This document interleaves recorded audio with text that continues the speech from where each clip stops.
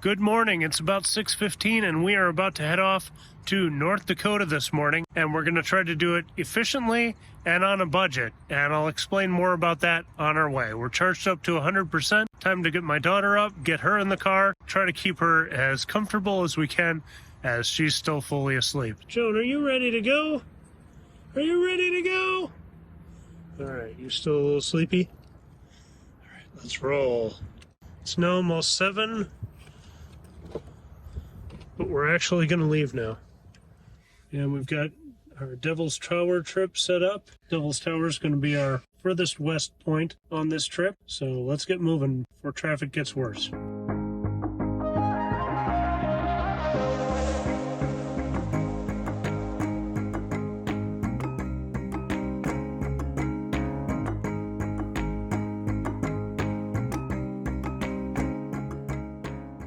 On the road finally. Later start, more traffic, not ideal, but this trip is not really about how fast we can go. In fact, I built in an extra day just so we wouldn't be pushing so hard and we could enjoy the places we stop. And this trip isn't just about sightseeing, although we are gonna see some buffalo, see some dinosaurs, bones at least, and amazing vistas. We are going to do this as cheaply as possible. So this is going to be a budget road trip. Instead of hotels, we're going to be doing a lot of campgrounds. And that kind of ties into not pushing us so hard, where we want to be able to stop and enjoy those sites and not have to do huge days of traveling. Well, if you spread things out more like that, then that means more hotels, more expense. And so we are going to be camping all but one night, and hopefully that works out. It seems like the typical price for a campground is going to be about $25 a night. So we've got an in-car camping, sleeping arrangement we're going to try to make work, but we also have a tent as a backup if we have space available at campsites to do that. So we're going to kind of be winging that part of it and see how it goes. Obviously, you'll see in real time if this works out. So that's kind of the budget portion of it. The other part is efficiency testing, and my friend Donovan got a new set of hubcaps that cover the entire wheel. I'll show them to you later. I have just the typical aero wheels, and then another set of lug nut covers and things that look really cool but probably aren't as efficient. Normally on a trip like this, it's tough to test efficiency because you're going through so many different types of terrain and everything, and the distances are all different. But that's where going through North Dakota first comes in really handy. All of the superchargers along I-94 are about 95 to 100 miles apart, and it's North Dakota. There's a lot of flat, just stretches of highway, so we should be going the same way for all tests. That means the wind should be relatively consistent, the roads will be consistent, and the distances should be consistent. So once we get up to Fargo, we will start monitoring that and check our efficiency with the 3 different wheel setups. So that should be an interesting aspect of this. And of course, we're going to hit Devil's Tower in a couple days, which is important. It means something. After that, we're going to head down to familiar territory and stay in Custer, South Dakota, hang out around the Black Hills a little bit, Custer State Park, Wind Cave National Park, start coming home through the Badlands, and then make our way back to Minnesota. So it should be a pretty epic loop. I'm really looking forward to it. I just plugged the Bismarck, North Dakota supercharger into the navigation. It's saying we'll get there around 2:30 p.m., which is fine. That's going to be our last supercharger stop before our first campground. And so we've got some time to play with. If there's parks or things we want to hit on the way, we can take our time. So even though we got a later start, it's not going to be a big deal. If we get to the campground a little early, we're more likely to have a spot, which would be good. But also, we can kind of get set up, have a good night of sleep before we start the hiking and more adventurous parts of the vacation tomorrow. So today's going to be a lot of driving, but we'll do that efficiency test and see how it goes. First stop is Alexandria, and we'll catch you when we're there.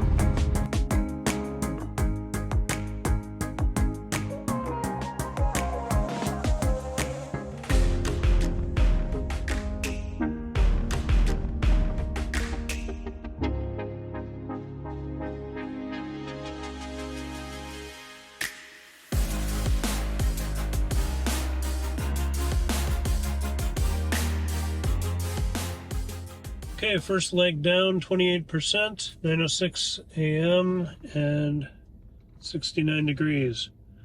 So far we've gone 146 miles, 317 watt-hour per mile, and obviously that's our only trip. So, gonna get plugged in.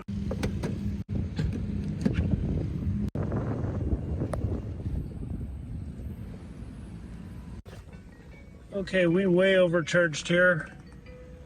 We are at 98%. We got to get on the road.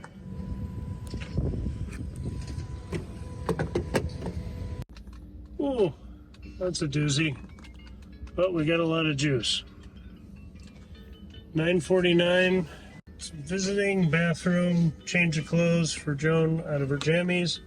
Just leaving Alexandria after what was probably a 40-minute stop. I'll have to do the math when I get home, but I was racing in to use the bathroom, but first had to get Joan out of her pajamas and into real clothes.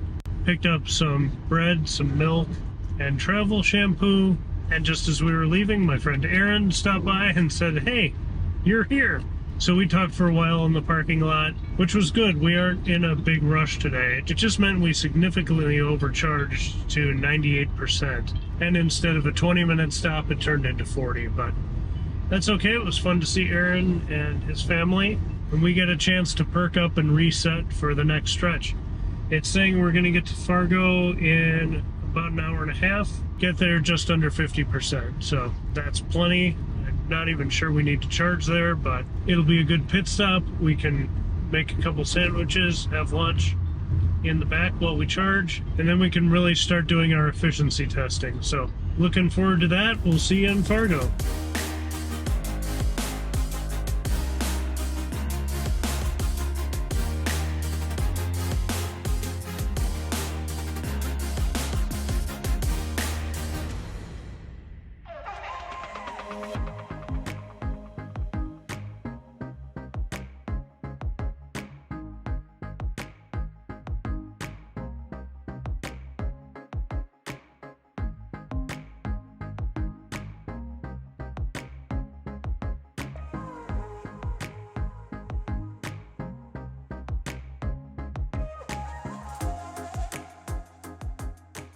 That last stretch was 109 miles, 341 watt-hours per mile. So far on the trip, 255 and 327 watt-hour per mile. So, plugging in and get moving. The wind is starting to pick up a little bit. We ran into Casey's for a restroom stop, and by the time we got back out to the car, it was already at 63% and saying we could go in 4 minutes. I made peanut butter and jelly sandwiches as fast as I could, and we ate in the trunk. Hop in. By the time we were done and I'd tried to clean the windshield, we had maxed out our charge. Holy cow, we hit 100%, had a supercharger. Way too long. Now saying we'll get to Jamestown with 45%. It's 12:06, 81 degrees. Let's get rolling. I just smeared up the windshield really badly with trying to clean it. It was also fun to run into my friend Mark, who's on his way from the Twin Cities out to Vancouver. Wave for the video. Have a good trip.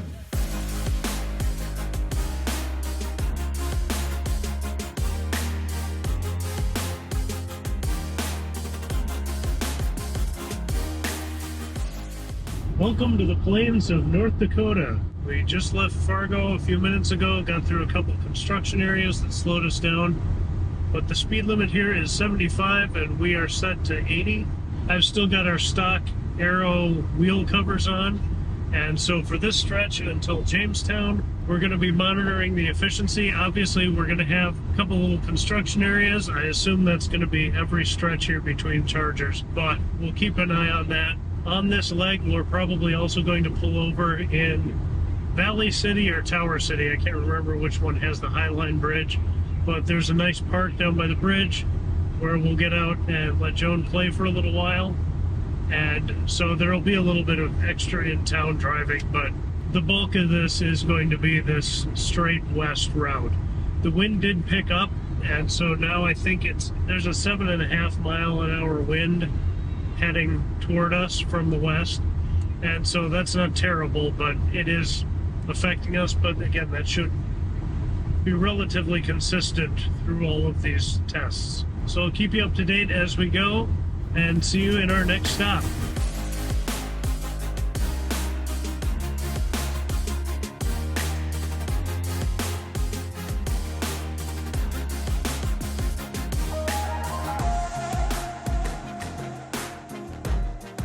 Quick check-in here in Valley City. We're at 65%, 1:07 p.m. And on our current trip, so far our efficiency is 383. Just wanted to get that reading before we continue. So far today, we've gone 314 miles, and we are going to go play in the park, right next to the Highline Bridge. Maybe get the drone out too.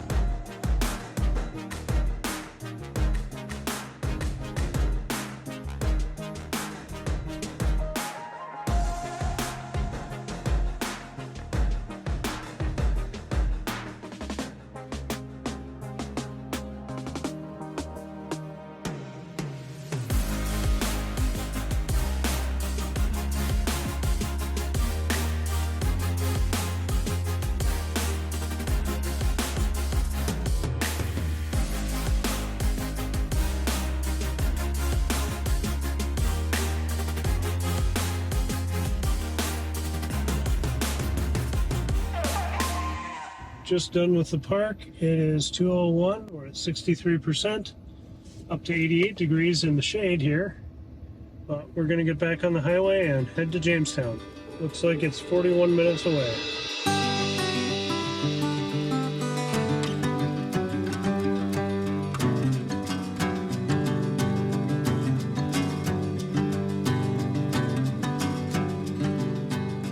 We had a nice but sweaty time down by Chautauqua Park.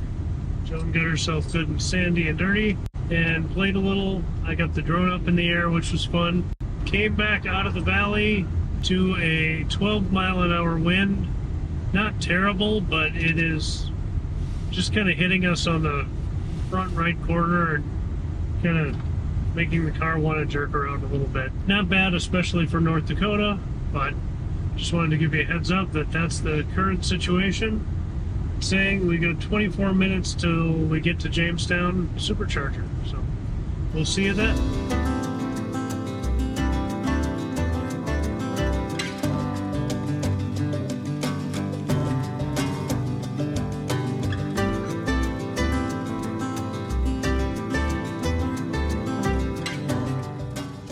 Just arrived in Jamestown. We got a couple Mach-E's right there facing us for all the Tesla people to check out. I like that. We're at 41%, 87 Fahrenheit.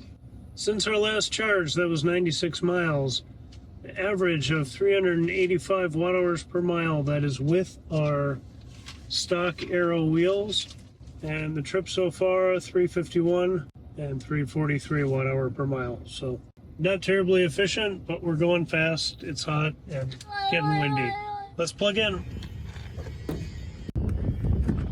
Okay, just got data back on my phone, and we're at 80%, have enough to continue our trip. We're down to 55 kilowatts, saying we're going to get to Bismarck with 25%, and that should be plenty of buffer. But we're going to switch wheels and see if we can be even more efficient, but I think I can pull the car off and we'll make that change. Sweet old nose cone Model S over there. So let's see if we can pull out our secret weapon. And take a look what these look like.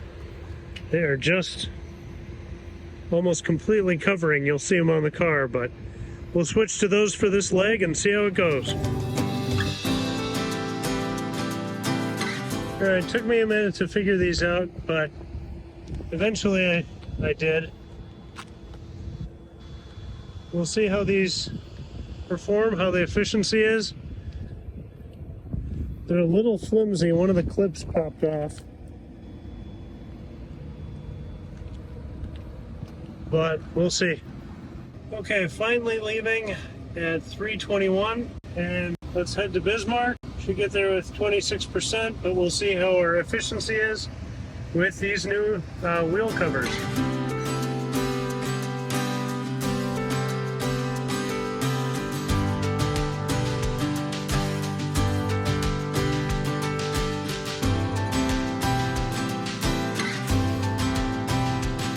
Jamestown stop was another long one. Took me a while to figure out the hubcaps, but otherwise we could have got out of there pretty fast. I did start talking to somebody about the T rating on the tires. Apparently that's something in the owner's manual. He had a flat and replaced it, but couldn't find a tire that had a T rating. And that's apparently something he found there. But so we were talking about that. He said he even called the service center. The tech there had never heard of it. His Continentals from the factory do have a T emblem on the side of the tire. So I don't know if that's just the noise reduction foam or some recommendation from early on in the Model Y, but kind of interesting. It was a little warm. It was, I think, 87 degrees in the parking lot. I had the windows open so I could keep climate off, but Joan was still in the car, so it was like trying to be polite, and I am interested, but it was also like, okay, yep, I see the tire. I got to get these hubcaps figured out and get moving. But I don't know how valid our testing here is because there's so much construction. We had a little bit of construction coming out of Fargo to Jamestown. It slowed us down significantly, but only for a couple miles.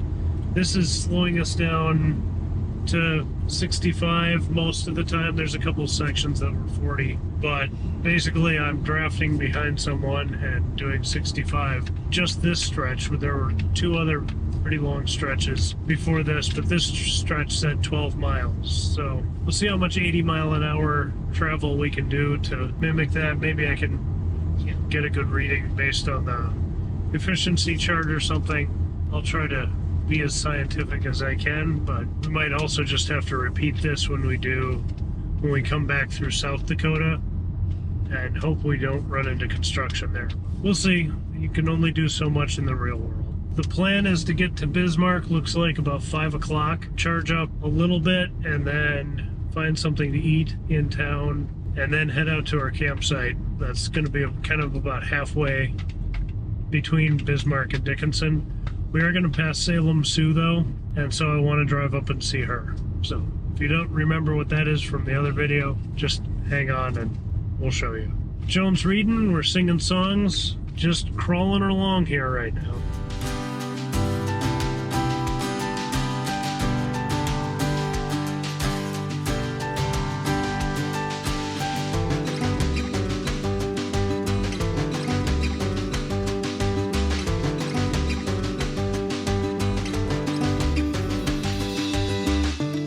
Okay, I just made it to Bismarck. It is 4:56 p.m., 23%, 91 Fahrenheit, and since our last charge, 102 miles with an average energy consumption of 366, so we'll see how that compares. So far on the day, 453 miles with an average energy consumption of 348 watt-hours per mile.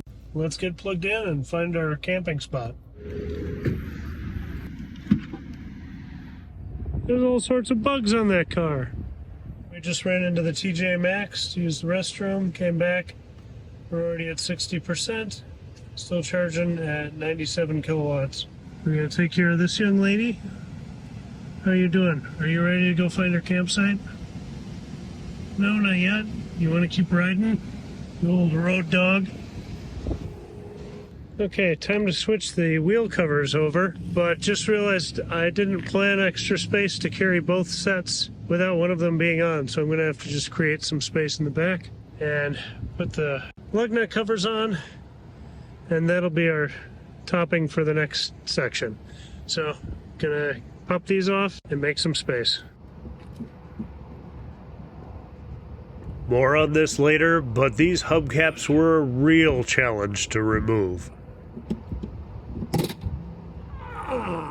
Well, sorry about the air noise. I have to have the air cranking to cool it down in here for Joan. I definitely owe Donovan a new set of hubcaps. I don't know if those are just meant to go on once and never come off, but I know I broke one clip, I think, trying to get them on, and then this one just sheared off as I couldn't get, for the life of me, couldn't get that last one off.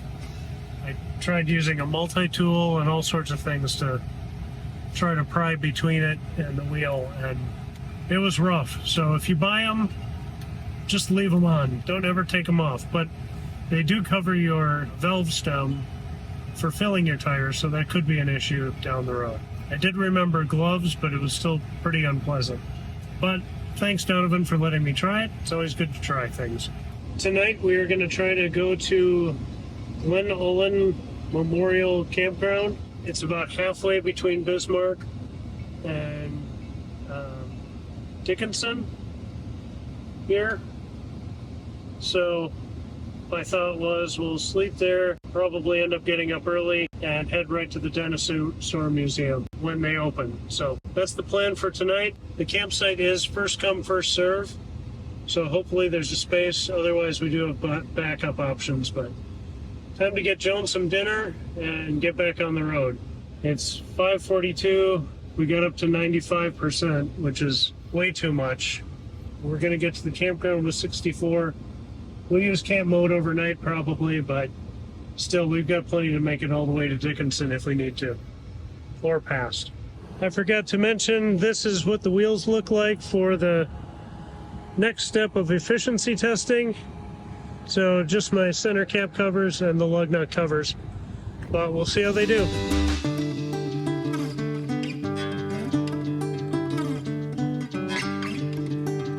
Well, we had some nuggets and cheeseburger meal, and now I'm starting to feel human again. It was really tough to get those wheel covers off while trying to pull with all your might but not break them, and I did end up breaking them, so sorry Donovan. But yeah, that last one especially, just my only thought is that they're tight, and then when that wheel cover sat in direct sunlight on the 95-degree day right on the pavement with the full sun hitting it, maybe it just kind of expanded, and had I saved it till tonight and tried to pull them off while they were cool, may have worked better. But of course hindsight is 20/20, so I feel terrible about breaking them, but whatever number we got there is what we're going to stick with. I'm not going to put them back on coming back in South Dakota. We'll see what these three efficiency numbers add up to, and that will be the test. You can draw your own conclusions from that. All in all, we're doing pretty good. Oh, I see Salem Sioux right up on the hillside here. We are headed to a campsite, hopefully in Glen Ullin, and it's just past New Salem, which has the giant hill on the cow side, the giant cow on the hillside. So that's kind of a fun, goofy attraction. We've got time. We're not in a big rush. We've got all night, so may as well see sights as we pass them. I don't think it's quite time to start getting ready for bed at 6:15 in the evening. We'll catch you underneath the cow.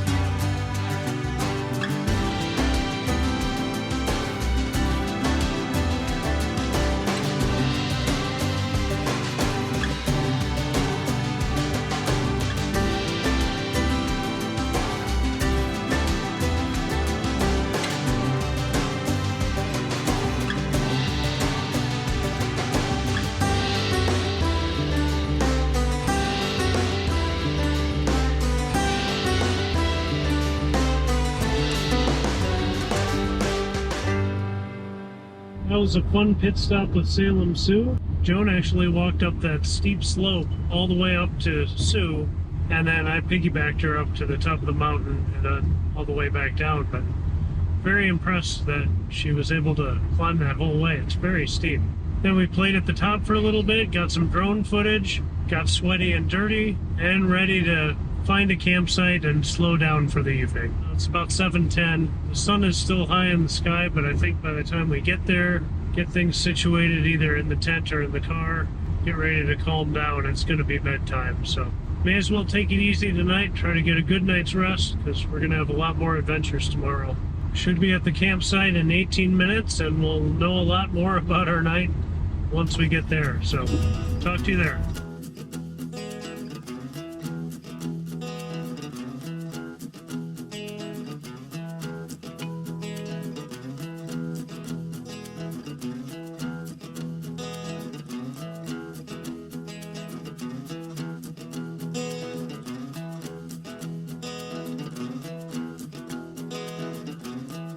All right, at the campsite with 61%, 7:42 p.m., 84 Fahrenheit. Since our last charge, we've gone 60 miles, most of it at 80, and 354 watt-hours per mile.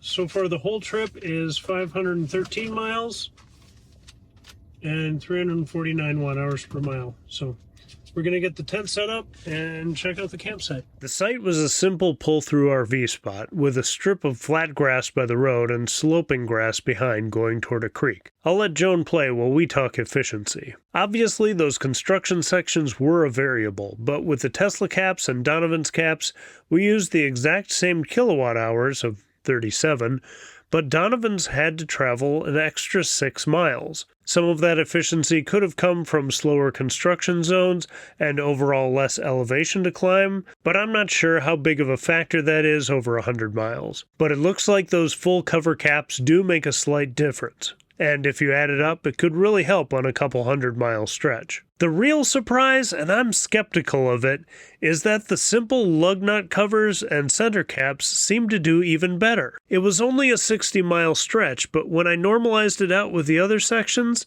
it looks like it would have done 9 more miles than the stock Tesla covers. I did have some slower speeds getting into town, but there was less construction on the interstate, so that part was really 80 miles per hour. So for now, take this last result with a grain of salt, and I'll try to follow up with more testing. Go. Now, back to Popcorn Joan. Was that fun? Was that fun? I guess so.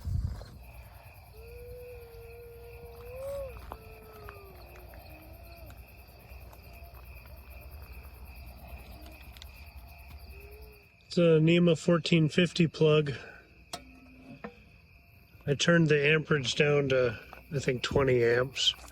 So we really don't need much charge, but nice to pick up some overnight. I'll bump it up in the morning before we leave. Nice space. The highway and the rumble strips before the stop sign are a little loud, but in a small town like this, I'm hoping traffic will die down as the evening progresses.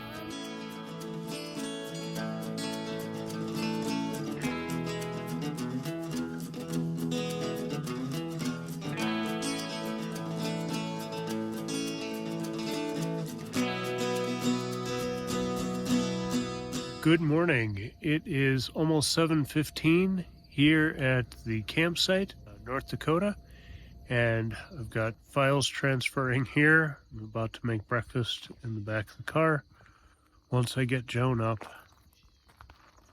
from the tent. We went to sleep probably got to sleep a little after 10 and woke up a couple times just with road noise and things, but generally, it was a good night. I feel like I've caught up on sleep, which is miraculous.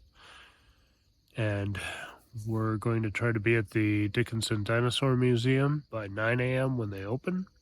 Joan's squirming in there. I can hear her, so we're going to get her up and ready to go, get some breakfast. And we've got about a 45-minute drive to Dickinson.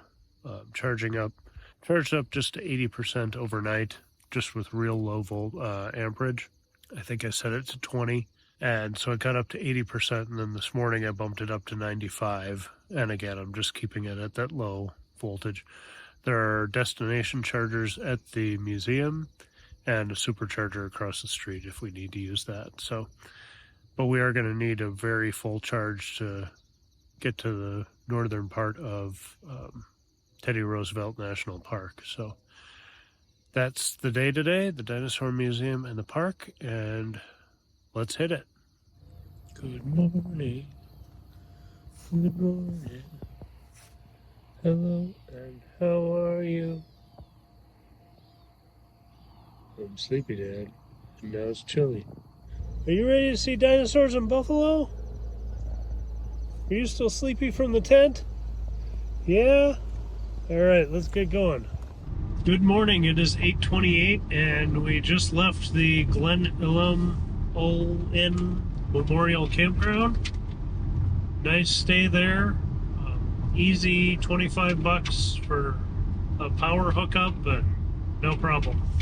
It is right next to a road with rumble strips before a stop sign. So in the middle of the night, if there was a truck carrying a trailer, we heard all of that. So a couple wake-ups there. There's also a rotating light on a tower that wasn't really annoying, but noticeable when you're awake, at least from our campsite. We left there at 90% and are now headed to the Dickinson Museum Center for the Badlands Dinosaur Museum. Excited for that. Looks like we're gonna hook up with the highway pretty soon here, but kind of nice to get out and drive on some kind of side roads. And we're just gonna take today as it comes. I didn't get a chance to clean off the windshield with doing everything else, but I'll try to remember to do that at the museum. It's 71 degrees Fahrenheit now. I imagine overnight it probably got in the high 50s, maybe low 60s. It wasn't that cold, but we had lots of blankets and sleeping bags. The only real issue we've got is that keeping the doors and windows and going in and out has let a lot of flies and mosquitoes in the car. So I'm trying to get those out the window. I don't know if anybody's got a good strategy. I would love to hear it, because I just can't get them out of the car. It drives me nuts just a little bit. Anyway, it looks like we got some construction up here, so I'm going to focus on that, and I'll catch you in Dickinson.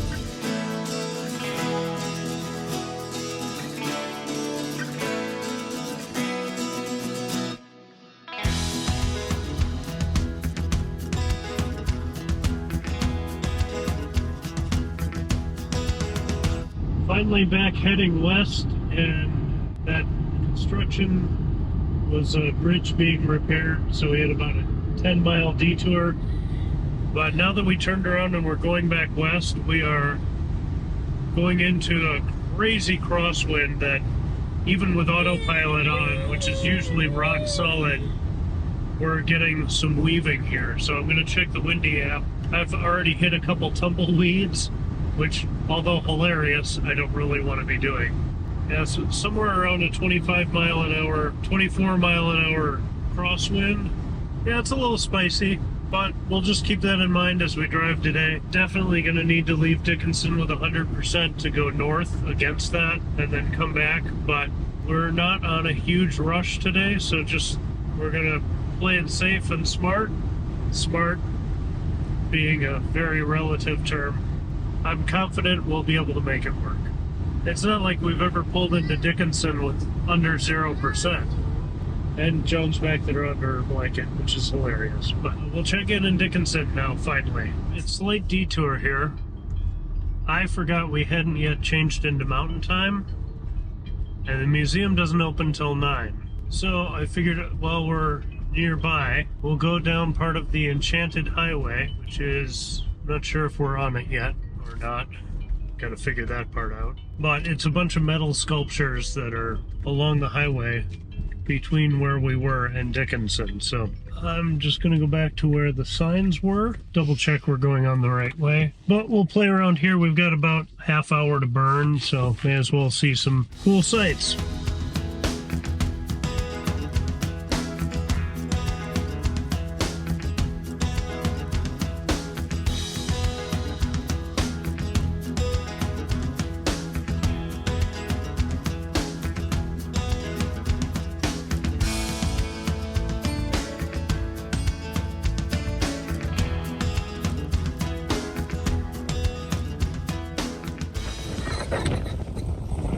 I really can't express to you just how very windy it is.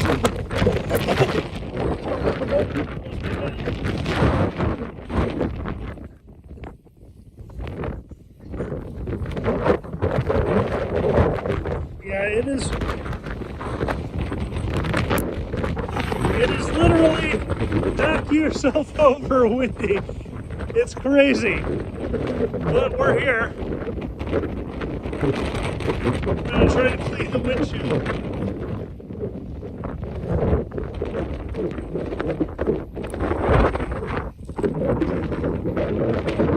The sculpture gives you a little wind break.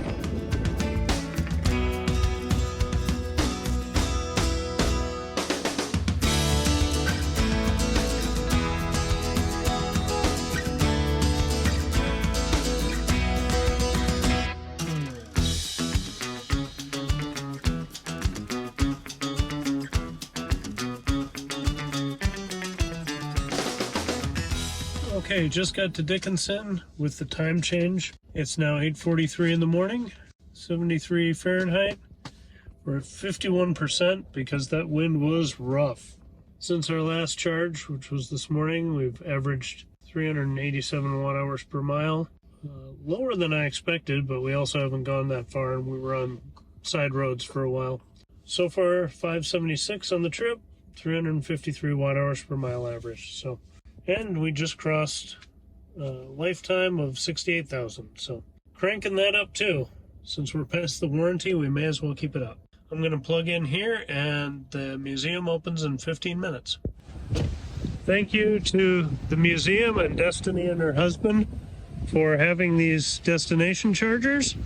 We're going to make use of that while we're checking out dinos. Adapter connected.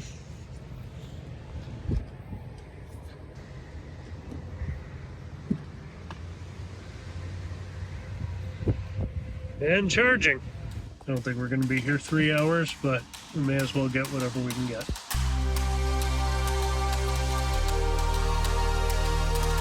Can you say hi, Triceratops? Good morning! Good morning, Triceratops!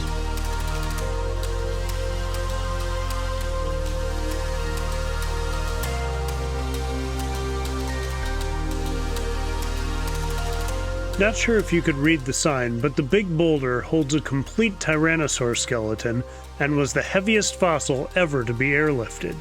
Here you get a little sense of what they'll be digging out in the coming years. The coolest part of revisiting after our trip 2 years ago was seeing Sisyphus, the fossil that was being uncovered and preserved in the lab on that trip. And today it's out on display. It's super exciting to me, but Joan was ready for some puzzles in the kids area. Alright, Joan's packed in.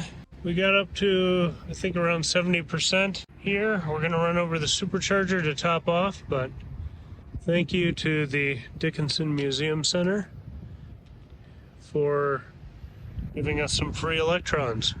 The Lignite Coal Council, I think, sponsors this, so we appreciate it. Because I have the adapter in, we're going to want to do the charging. Stop charging, and pull the whole thing out. And always remember to keep your own adapter. Don't leave that with the charger.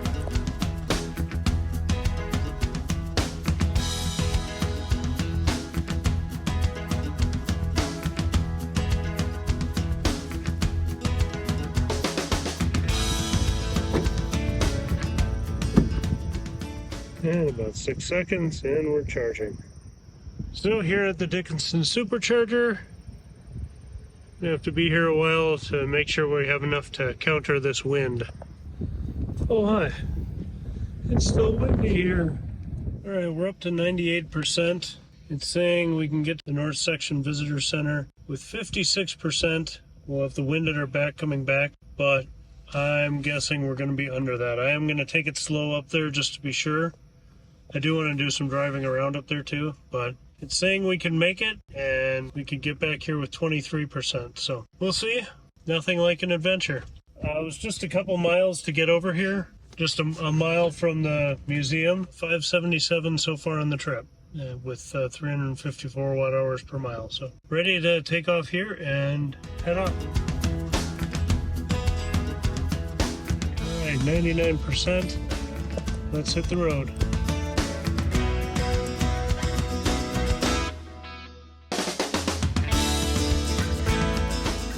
Doing just 75, staying at right at the speed limit for now. Gonna just keep it right at the speed limit and then take it easy on the back roads going north too, and hopefully get there with plenty to get back. We will have the wind pushing us on the way home, but I'm not really in the mood to have to hyper mile back. Although we had to stop at the supercharger in Dickinson there. I just caught up on some social media stuff, used the bathroom one more time at the Cashwise Foods. So it was nice to just have a few minutes of breathing room. We're not going to do a ton of miles today, just this north shot, then we'll have to come back to Dickinson, charge again to head north or to head south. But our campsite tonight should have destination charging. Usually the stretch from Dickinson to Spearfish is pretty long, although we would have the wind behind us. But I just decided we'd get a campsite tonight instead, and we'll be that much closer to Devil's Tower for tomorrow. Mostly a relaxing sightseeing day today.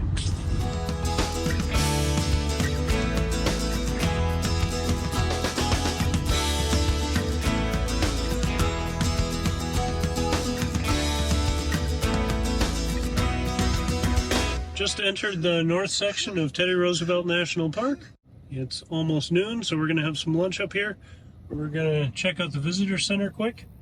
But since our last charge in Dickinson, 71 miles, 343 watt-hours per mile. Not too bad considering the wind, but our speeds were lower. Going back, we should have this wind behind us, and that will help. Joan, are you ready to see some buffalo? Oh, good.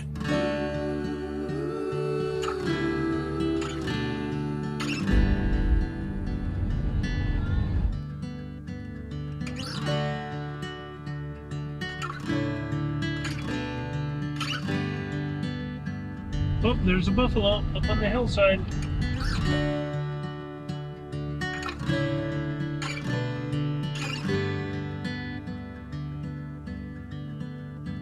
Just entering Teddy Roosevelt National Park, the North Loop, and this is one of my favorite cool, like, it's off the beaten path, but it's worth it. Definitely one of my favorite parks. And it's just a loop up and back. I'll show you what the efficiency is, but it's 25 miles an hour. FSD autopilot is handling that perfectly. I am keeping a hand on the wheel, but it's so nice just to be able to look around and try to spot wildlife. Beautiful day, although it's windy.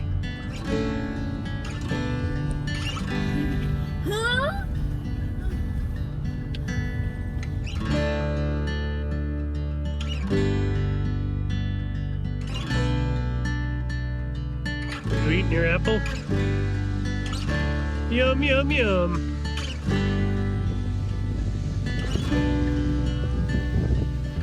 Getting the peanut butter and jelly ready.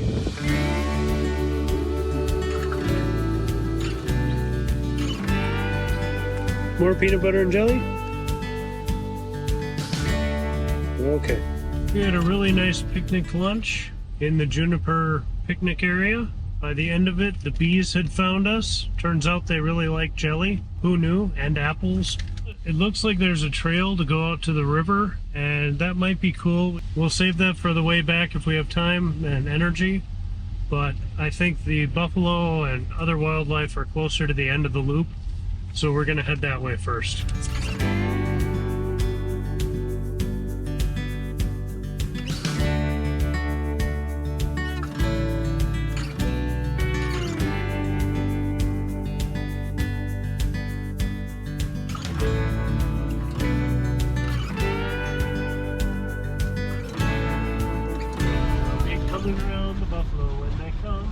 She'll be coming around the buffalo when she comes.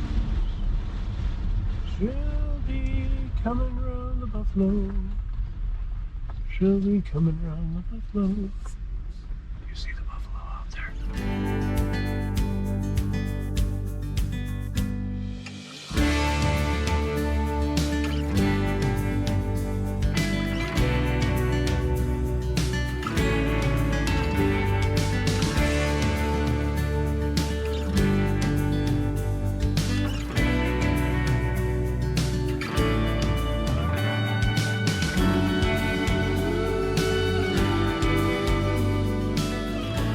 We are at the Oxbow Overlook, the end of the trail here. We did a little bit of hiking, but we're still at 55%. I've had climate off just because with the windows cracked, we're getting plenty of ventilation. It's easier to see the buffalo. So 80 degrees, but cool in the wind.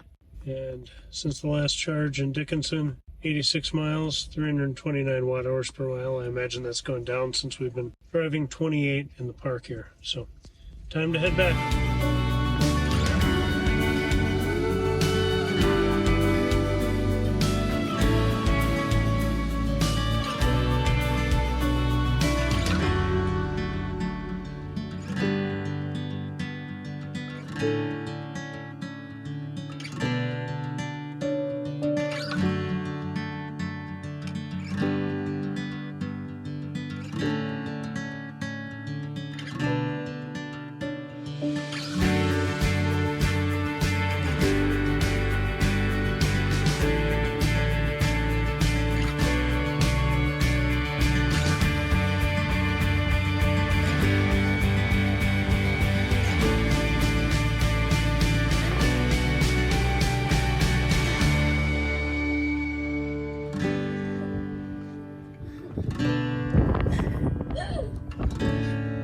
I don't know if the other camera is catching this, but right on that bank, there's a buffalo drinking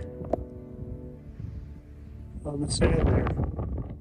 This turned into quite a saga, so I'll speed up my whole clip here. I was tipped off by a couple with binoculars who had been watching the buffalo. When I got my camera set up, it was about to cross the river, but couldn't get up the bank. So after this clip, it actually crossed back, tried another spot, and I think it took about 3 tries while we were in the area. I could kind of see that spot from the parking lot, so I looked again when we got back to the car, and I didn't see it, so hopefully it found a spot to get up the bank.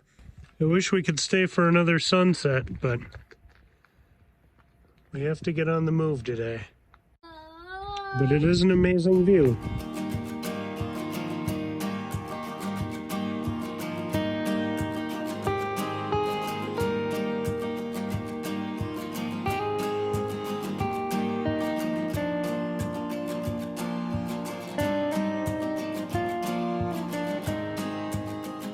Okay, it's 3:01 Central Time. I think we've moved back into Central Time, but we're going to go south into Mountain Time. We'll find out when we get there. But anyway, the clock says 3:01. Regardless, here's where we are. Gone 100 miles since our last charge. We're going to head back to Dickinson and charge up 51%. Time to put the miles on and let the wind help us.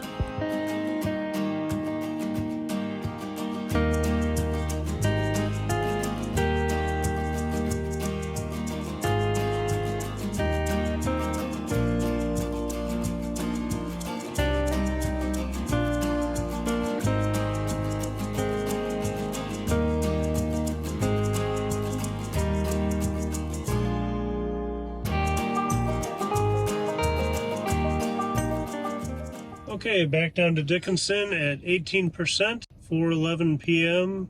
Mountain Time, 81 degrees Fahrenheit since our last charge here this morning, 171 miles, average 305 watt-hour per mile, so not too bad with those combined trips. 748 miles so far on the trip, 342 watt-hours per mile. Let's get plugged in.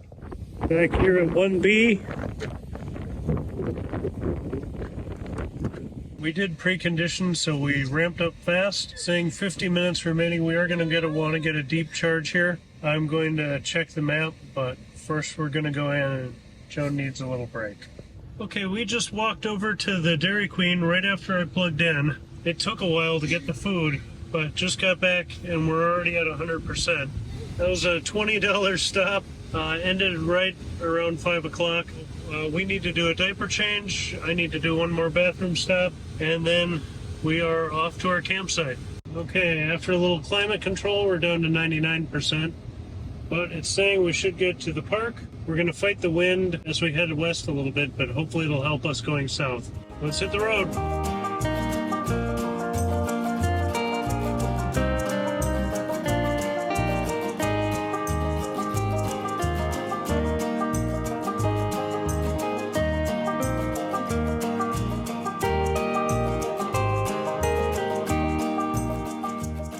Way to Bowman, North Dakota for RV park there.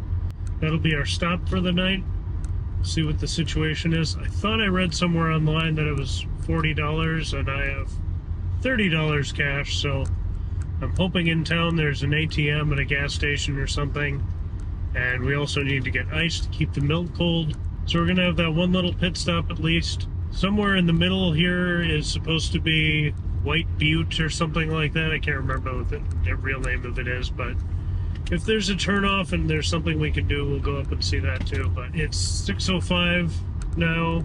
It'll take us a couple hours to get settled and calm down for bed, especially if there's a good playground at the campsite, which I think there is. We're just rolling along. We've got the wind mostly behind us right now, so our average consumption right now for the last 30 miles is 288 watt-hours per mile. We're only going 68 miles an hour. I could bump it up, but there's a semi a little bit ahead of me, and I just don't feel like passing it. We're not in a big rush, so we may as well just keep the speed down and enjoy ourselves. I'm enjoying the view as the sun is getting a little lower, so I was feeling like our stop in Dickinson, we were going to be waiting for the car, but that long stop was nothing compared to what we needed.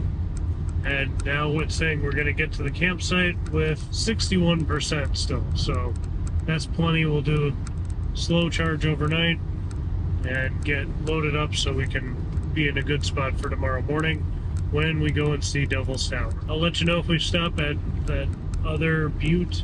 Otherwise, we'll see you at the campground.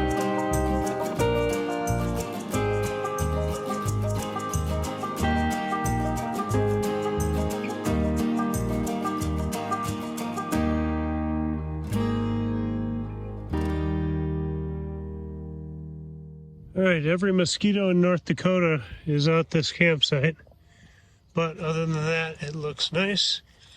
Looks like it's going to be quiet. We got power. I'm going to go pay for the site, but just want to make sure. Make sure it actually works before I drop the envelope off. So, $25 for an electrical hookup. We should get a nice sunset and get some rest. Hey, is that a fun slide? Is that a fun slide? Yeah? Oh, good. But that rock is tough on your feet, though. Despite the mosquitoes, the site was open and mostly quiet. The power worked as expected from PlugShare, and we were close to the showers and bathrooms. The night was cool and clear, and if there weren't so many bright lights in the campground, the stargazing would have been great. The only downside was the train tracks that we didn't notice were adjacent to the campground. A little startling to learn that at 1 a.m. as the freight rolls by. A real Ghostbusters kind of moment. I managed to get up early and transfer photos and videos and make breakfast in the quiet before Joan woke up. Once she got rolling, we were able to break camp earlier than I'd expected. Just about to leave from Bowman. We're at 93%, got up to 80 overnight, and then bumped it up this morning. We just need to make it to Spearfish, then we'll hit Devil's Tower, then down to Custer. So it's saying we only need to stop at Spearfish once, which is great. The air is so far very still this morning, 62 degrees Fahrenheit. It did get a little brisk overnight, but it was okay. I'm going to just take a look at our trips in case I missed that last night. There were so many mosquitoes. So far, 828 miles, 341 watt-hours per mile. So, let's hit the road. We're burning daylight.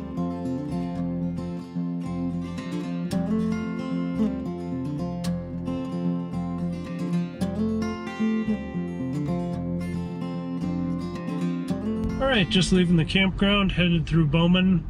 We are looking at 2 hours and 4 minutes to Spearfish. I know this is a dicey stretch, but that's why we stopped at the campground. We needed a good place for the night anyway, and we're able to charge up for cheap. This campsite was only $25.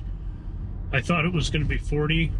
Maybe that was if you had the water hookup too, but real simple, lots of open spaces. Not incredibly scenic, but it was fine. We ended up right next to the showers and restrooms, so that was handy. Just tons and tons of mosquitoes, though. I don't like using bug spray if I don't have to, and I definitely had to. Like I said, though, we got a pretty good night's sleep. Make sure we had that buffalo footage saved. I hope some of it turned out. So did that, kind of got things packed up and organized a little bit better. Then got Joan up, dressed, and breakfasted.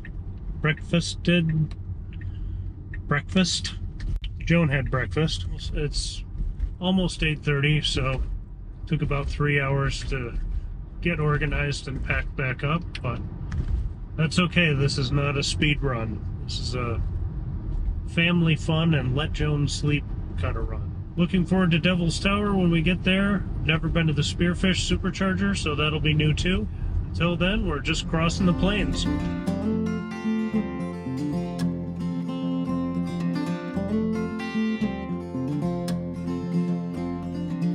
I don't think I caught it on camera, but we just crossed into South Dakota. Kind of forgot to even be looking for that. The roads aren't as good here so far, at least this stretch.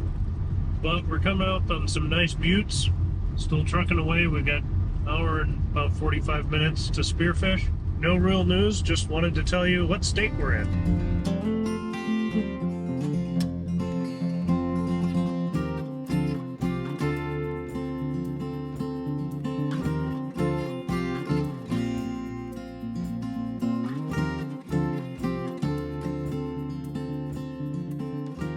I swear I should never try to avoid rock chips. I was just passing a car that was spitting over rocks, so I slowed down, and I thought, well, I'm still getting hit. I'm going to try to make it around. Just as I'm passing, kicked up and got a rock chip. So frustrating. We got construction here. Welp, the construction I was slowing for was to have a guide vehicle take us through a one-lane section, and they were handing out these handy notes warning us that you might get rock chips in this section. Thank you, South Dakota.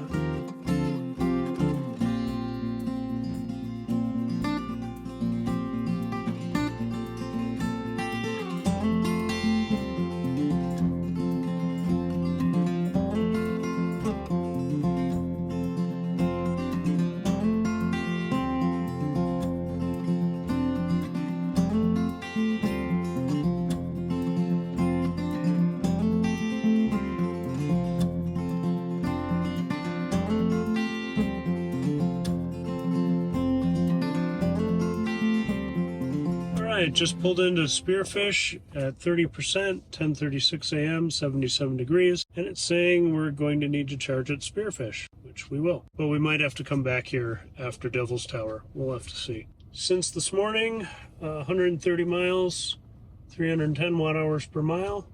So far on the trip, 958 miles, 337 watt-hours per mile. Looks like we're at a Phillips 66, so I'm going to go in there and see if we can find something for Joan's bug bites. This is a V2 station, so not going to be too fast, but oh good, there's windshield washer fluid. Though I don't know, with the rock chip, I don't know if I want to get the windshield wet and cool and have it split. The Phillips 66 was pretty well stocked, but nothing for mosquito bites. The cashier suggested Carmax as an alternative, so we tried that. After a restroom stop and checkout, we got back to the car to see it was already at 69% as we prepped lunch. Although this side lot is a little cramped, it's just enough deterrent to keep the station from being iced like it would be in the main lot. It's the Apple Girl. Can you say hi? Hi, Apple Girl. We're just making some lunch here. We gotta do a deep charge, so we may as well make use of the time. Got some more peanut butter and jelly sandwiches, and that's all good. And charging is complete. Probably didn't need to go to 100%, but that might save us a stop on the way back before Custer. We'll see how bad the wind is, but I'm gonna pack up this chair and get moving. The car was unhappy that I did that. Just giving me warnings, but charging, let's see, that was 1728 here in Spearfish. So not fast, and we're about an hour and a half or 2.5 hours behind where I wanted to be for the day, but that's okay. We're gonna take it easy and just enjoy the sights.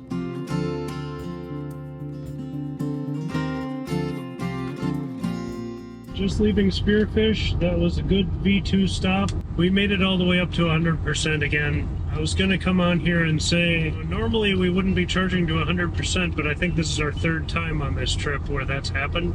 You know, we're trying to do a budget trip where we're not doing at least lunch, not doing fast food. When we take the time to do that at a charger, it adds time, and if you're gonna be there, you may as well be charging. It's less to charge later. So even though we're not going fast, and I wouldn't really choose this tactic if I were alone. This is just how we're living. We haven't been slowing anyone else down. There was nobody at Spearfish the whole time we were there. If you're in the area, you've probably gone out for the day to see your stuff and charged this morning, or we'll charge in the evening. Right now it's saying we'll get to Devil's Tower with 77% and then make it to Custer with 28. So if that's even remotely close, then we're good for the day. There's superchargers in Custer as well as destination chargers at the Rocket Motel, which we've got booked for the day. I figured by tonight I'd really be wanting a shower, and although there were showers at the last campground, just the way things worked out, I didn't end up using them. But we're gonna get hot and sweaty hiking around Devil's Tower, so I thought get a hotel, have a change of pace for tonight, and then we'll be camping tomorrow night. But like I said, if these range estimates hold true, then probably worth it to charge to 100%. Obviously, we took all the time. I moved right 3 minutes after it hit 100%. But we're all fed and ready to see the mountain.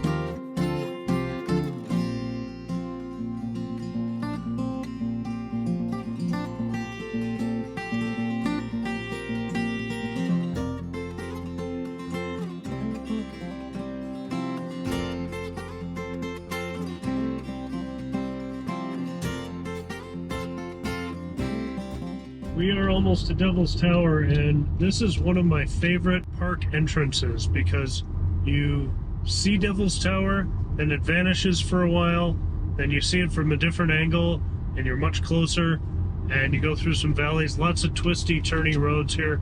We're kind of going slow because we're behind people, and these roads are very twisty, so it's good to be careful. There are motorcyclists and everything, but you just kind of keep seeing it from new vantage points all the winding way here. I don't know how much the GoPro is going to be able to get of this, but now we're kind of on the main approach where you can see it, kind of standing up above the hills. From above, up in the hills coming down, it looks like this is just another several hillsides. Obviously this one's stripped, but when I was in college I came here for the first time, and I imagine it being like on the plains and it just sticking up, and that's how I remembered it. And then when Ellie and I came here years ago, I got a better sense as an adult of its kind of place in the land. Still very cool and unique, but it makes a little more sense in its real surroundings. We've also been doing great on efficiency. We had to go up quite a bit since we left the interstate. We went up and then have just been going down and down and down. So I think at the top of the hill we were at 75%, got up to 76 for a while. Now we're at 74, but we're going down severely now. So it says we're going to arrive at Devil's Tower with 75, and I would guess that will be the case. We're real close now, and we'll see it when we're on the ground in there.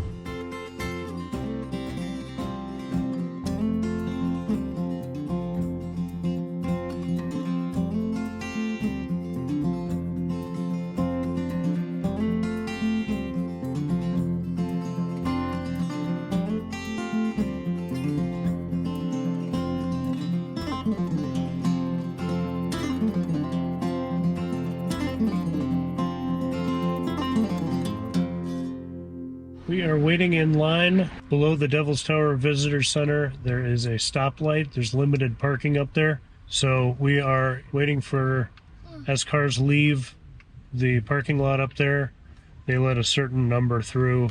There is another option. If we wanted to, we could park down below and then hike up.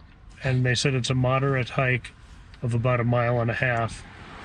And I could do that, but I'd have to carry Joan most of the way. But carrying her up and back would also take a lot of time. And if we can just get up there and find a parking spot, it's going to be a lot easier on her, easier on me. So it's probably worth taking the time. We just have the climate off, windows down, smelling the pine trees, enjoying the quietness other than somebody's radio on up ahead, but that's fine. We'll be up there in no time. I forgot to mention we've had autopilot on coming in here. It's done fantastic all day, but waiting in this line and just letting it advance us as cars moved, very, very nice. So we are now stopped at the red light, and so when the next batch of cars go, we will be first in line.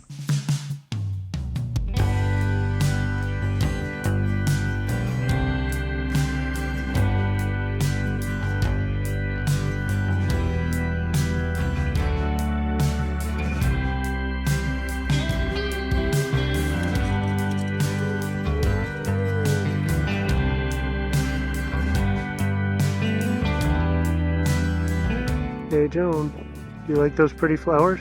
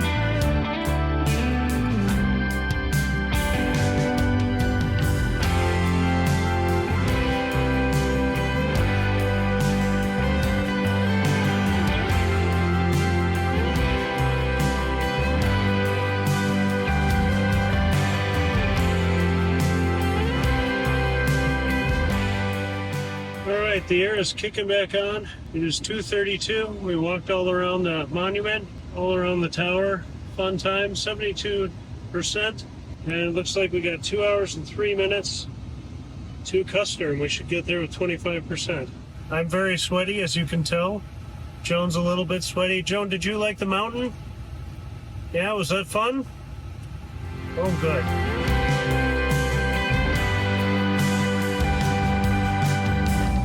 Bye-bye, mountain.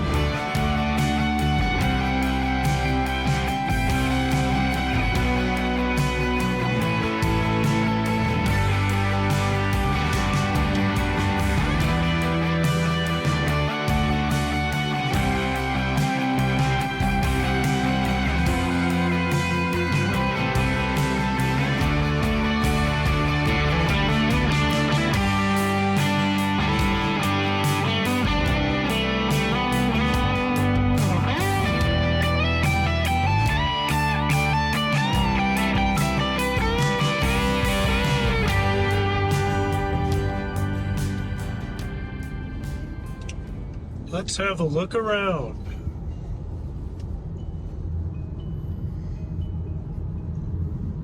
I don't know how Dave does that so steady. We made it back to the interstate, but missed our turn in construction, so had to backtrack a couple miles before heading south on a very rural path to Custer. Hardly any other cars on the road, so we could really enjoy the scenery. Looks like we have a little Devil's Tower right here.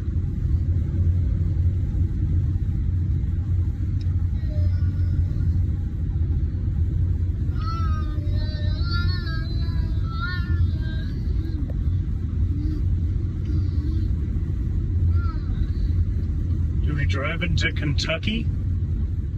My GoPro for the dash was overheating, so I swapped them for a bit. So no in-car commentary, but beautiful views coming into Custer.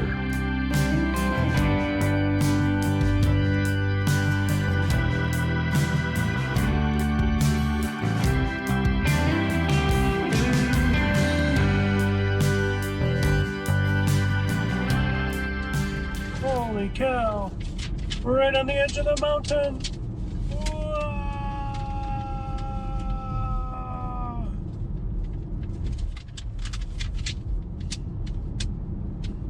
Whoa. You see any bighorn sheep? I don't think I've ever been on this road before. Wow! We're right on the edge of the mountain.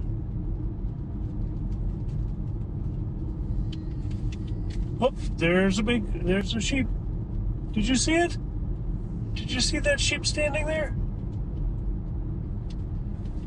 It only had little horns, but it was the right kind of sheep. I wonder if it was a lady or just a child. We saw a bighorn sheep.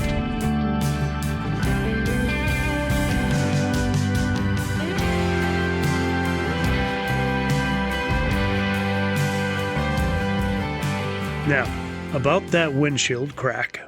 Alright, at the Custer supercharger with 15% at 4:34 p.m., 82 degrees Fahrenheit. Since our last charge, we've gone 173 miles with an average of 313 watt-hours per mile. And our overall trip so far is 1,131 miles, 333 watt-hours per mile. So, doing pretty good, ready to get out here and use the restroom and find that glass place for our little rock chip baby over here. This is a V2, so it takes a little bit longer, but still ready to roll. Okay, we were here for a couple minutes, got up to 49%. I'm gonna unplug here. The glass place, collision glass place, is just up the road, and it's almost 5 o'clock, so even if they can't fit us in today, maybe we can get it in right away tomorrow. So I at least want to try and talk to them. And so we're going to head up there quick. These superchargers are so fast to get over 50%. Just checking out is fantastic, even on V2. The plan was to get to Custer and go straight to the glass place Ellie found steel collision and glass in Custer and emailed it to me, but when I was looking for it, we were in an area with absolutely no reception. So even though we had 15%, which would have been plenty to wait through the repair, I stopped at the supercharger, we hit the restroom at the gas station quick, navigated to the place, and it was just a couple blocks away. So ran over there about 10 minutes to 5, and because we were on a road trip, they were willing to take us on, which was really awesome. So I hope nobody had to stay too late to get our project fixed in there too. But I appreciate it. The guys were really helpful and kind, patient with a screamy girl in their lobby. So that was good. We then headed over to the Rocket Motel, which is kind of a 50s style. You'll see the photos, but kind of retro motel, small room, but more than enough for what we need. And especially after we've been tenting the last couple nights, it seems like a palace. Went over there, checked in, did drive through Dairy Queen for a chicken strip basket for dinner, and then drove up to Sylvan Lake in Custer State Park so Joan could dip her feet in. So we ate the chicken strip basket right at the picnic table there by the lake, and then waded in.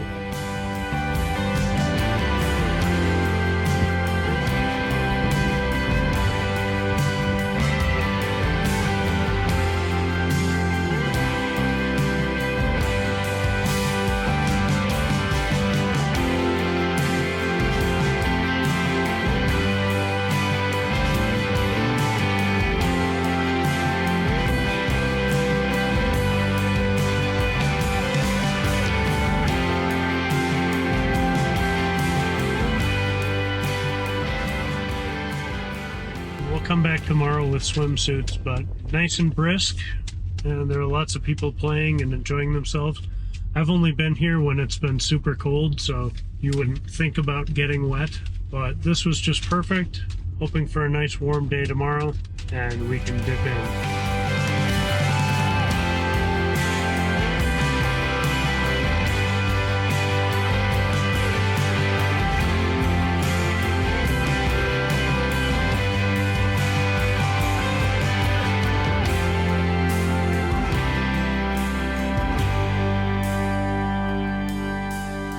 Now just driving, I don't know if we'll do the whole thing, but driving on the Needles Highway, because the best time of day, in my opinion, to do that is sunset. So we're going to enjoy that. Actually, you're probably watching that as I talk. Yeah, this whole area is just so beautiful in sunset. It probably isn't sunrise too, but obviously it's a little harder to get here for sunrise. So we've had a pretty big day. I don't know how many miles we put on. I'll figure that out and put it on the screen. But we're going to get out at a pullout here and enjoy that.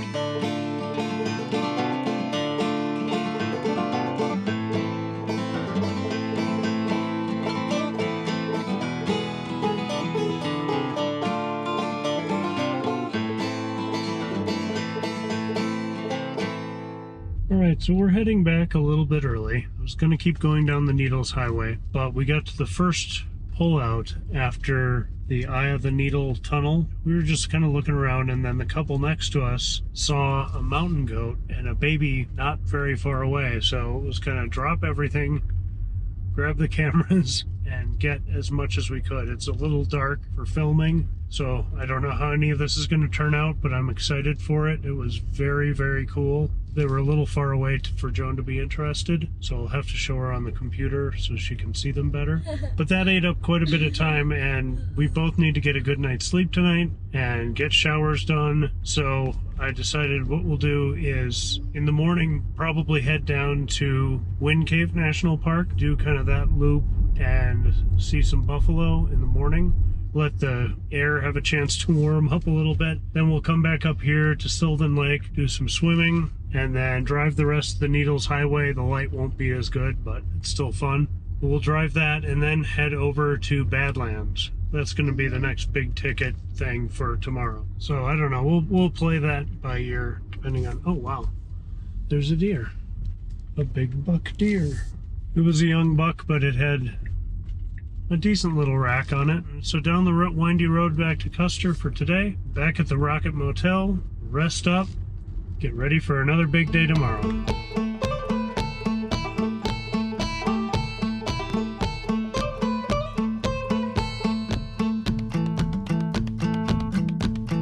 Okay, end of the night back at the Rocket Motel. We are at 44% since our last charge, 19 miles since our supercharge.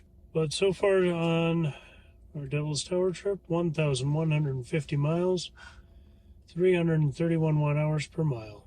I'm going to plug in here, turn the amperage down, and set the charging to 80, and then I'll turn it up before we go in the morning. All right, back at the Rocket Motel, and they have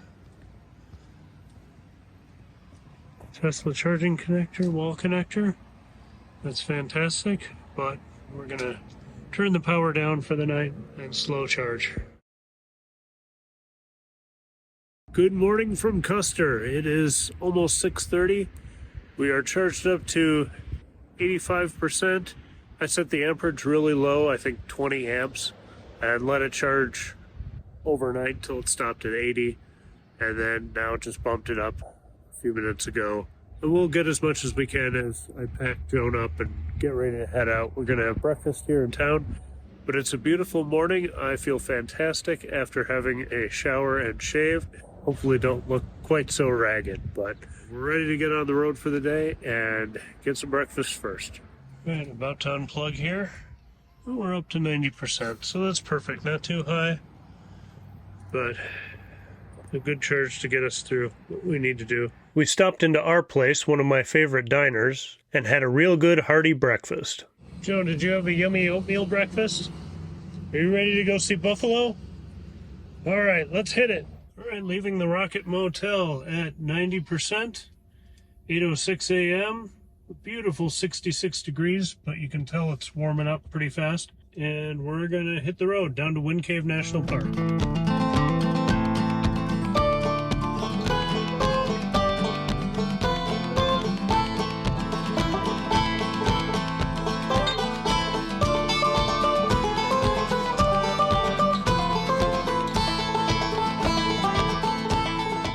Well, we have had an excellent morning so far. Came right out to Wind Cave National Park. They aren't doing cave tours right now. I guess the elevator's broken. But the ranger at the desk told us where the buffalo were, and we came out and they are just right here by the side of the road. We got some very close looks. Had one drop a pie right in front of our car, which is funny. I've got lots of buffalo footage, baby buffalo footage, some of them nursing or suckling, I'm not sure what you call it when it's buffalo, and some big bulls, very big bulls. So that was all cool. I hope the footage and photos turn out.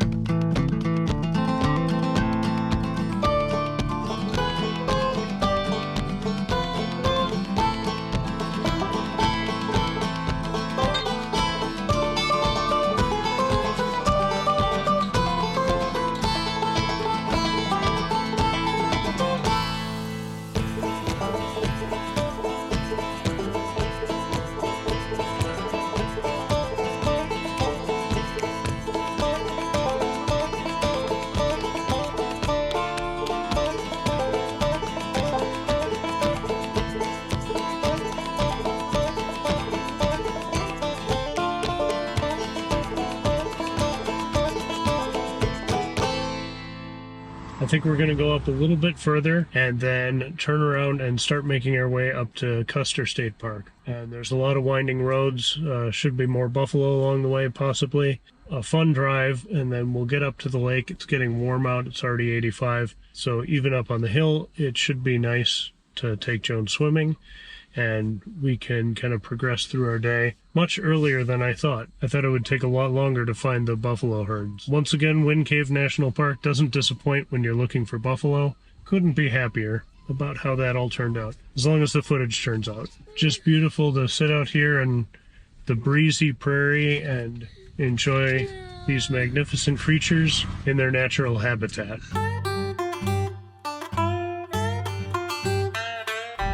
Holy crap, it's a coyote.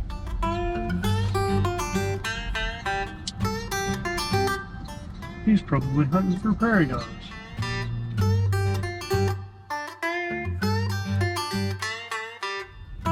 We just saw a coyote walking down the road. Another awesome sight here. Went down kind of through a prairie dog village and they were on high alert. But he must have been not too hungry because he just meandered through. So cool to see all this wildlife. We saw mountain goats last night too. Just crazy. Oh, there's a prairie dog standing up. Can you see him? Can you see it? Oh, he's looking at you. He's looking at you right outside your window. Right there. Do you see the prairie dog? He's right behind you. Right behind you. Oh. There's another one over here. There's all sorts of prairie dogs. I am a very happy camper. Joan, are you a happy camper? I am, Dad. All right, we're going to eat some grapes and keep trucking.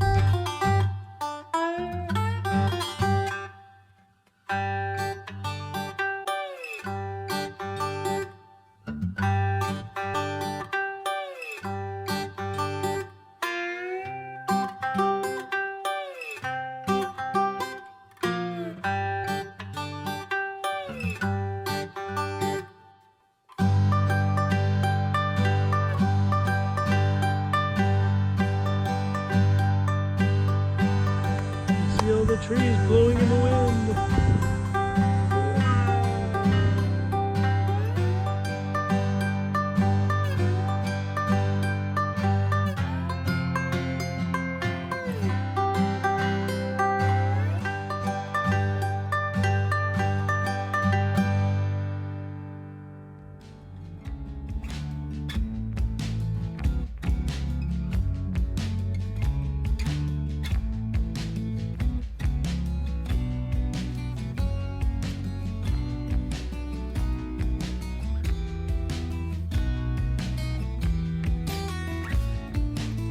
They'll be coming around the mountain when they come. They'll be coming around the mountain when they come. They'll be coming around the mountain. They'll be coming around the mountain. They'll be coming around the mountain when they come.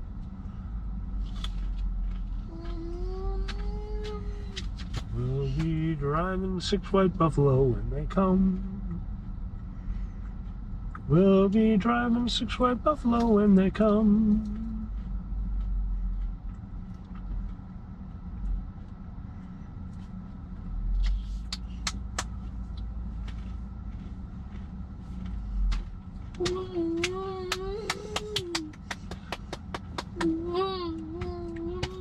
Hello, buffalo. Oh, the one's gonna walk right by your window.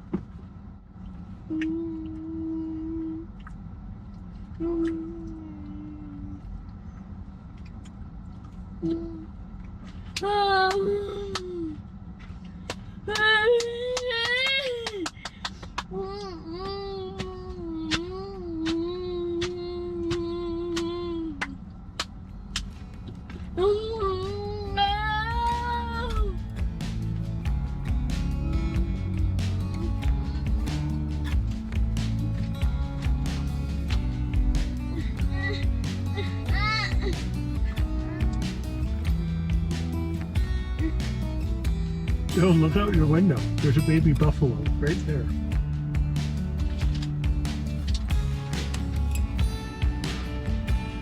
Ooh, that one's got an ellie. It's got flies all over its out.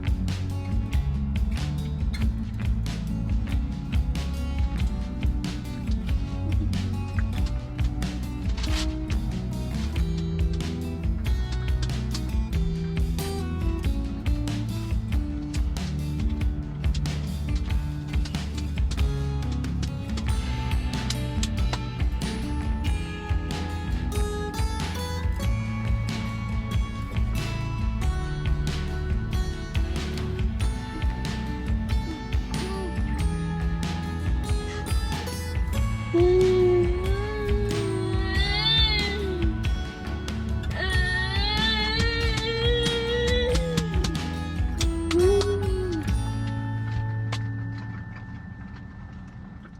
calm. There's a baby buffalo right there. So many baby buffaloes.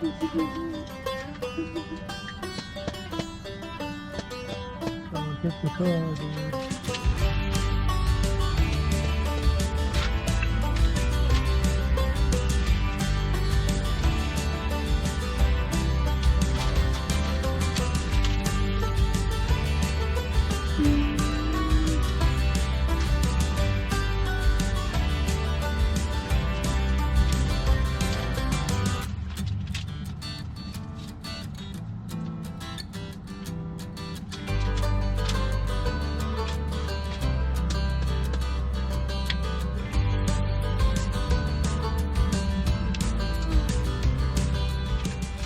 Little baby buffalo by your side.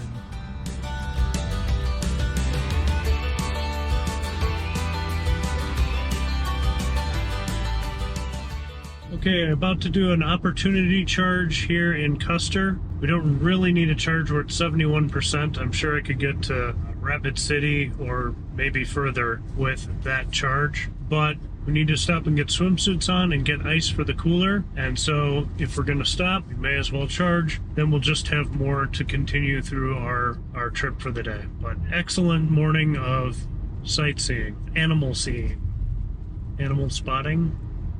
I don't know. Nose cone S. Just at the supercharger at the Dakota Mart in Custer, 70%, 84 degrees, 10:37 a.m. We've gone 51 miles and 255 watt-hours per mile. A lot of that was really slow. And so far on the trip, we just passed 1,200 miles and 328 watt-hours per mile. So we're gonna do our quick top up here and get up to that lake and swim. Just making sure we're on the right handle here. I don't want to slow anybody down. This is an older V2 station, and it takes a little while to get going. Okay, so that's ramping up, 79 kilowatts. We did precondition on our way here, so we should get above 100. Well, maybe not. We're at 70%, which is ridiculous. So gonna run in, get ice and restroom, and we'll leave when we leave. All right, wrapped up here. 10:56, 93%, so plenty. Oh, look at the dogs in the back there. So now we're off to Sylvan Lake, and we'll figure things out from there.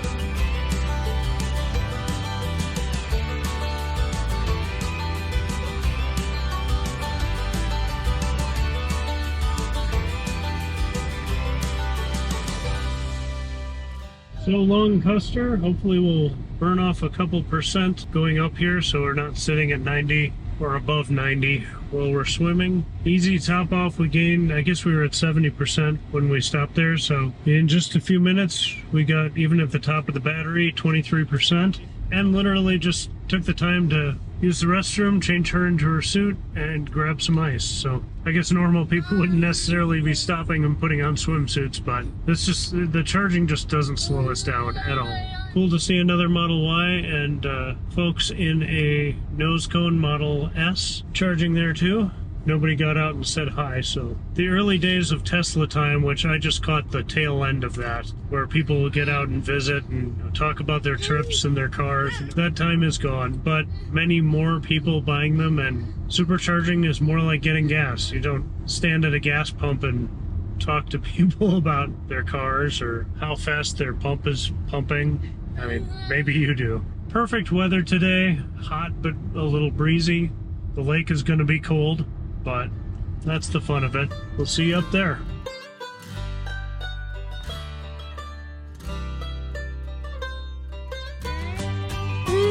Joan, are you ready to swim? Yeah, let's go.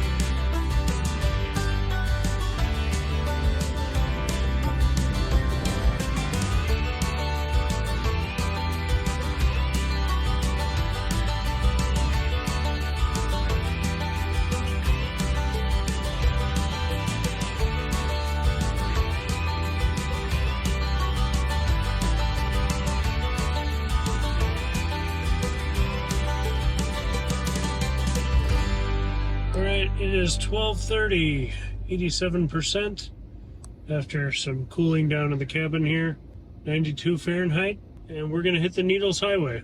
I hate to be the dad that says we have to leave early and beat the crowds, but that's exactly what we've done today. We beat the crowds down at Wind Cave just as the Buffalo areas were starting to crowd up. We were on our way out. And when we got to Sylvan Lake, it was already busy, but by the time we were swimming and wrapping up, it had really packed up, and people were showing up with giant inflatables and everything, and that's cool. They're welcome to do that, but the swimming area just wasn't as congested when we got there. So things are really working out. I'm sure we're gonna have some slow drivers in front of us here on the Needles Highway, but that's okay. It's beautiful. It's worth going slow, and in some places you have to because the switchbacks are so tight. But we'll keep an eye out for mountain goats as we go through the park. Beautiful views, and then head up toward Rapid City and then across over to the Badlands.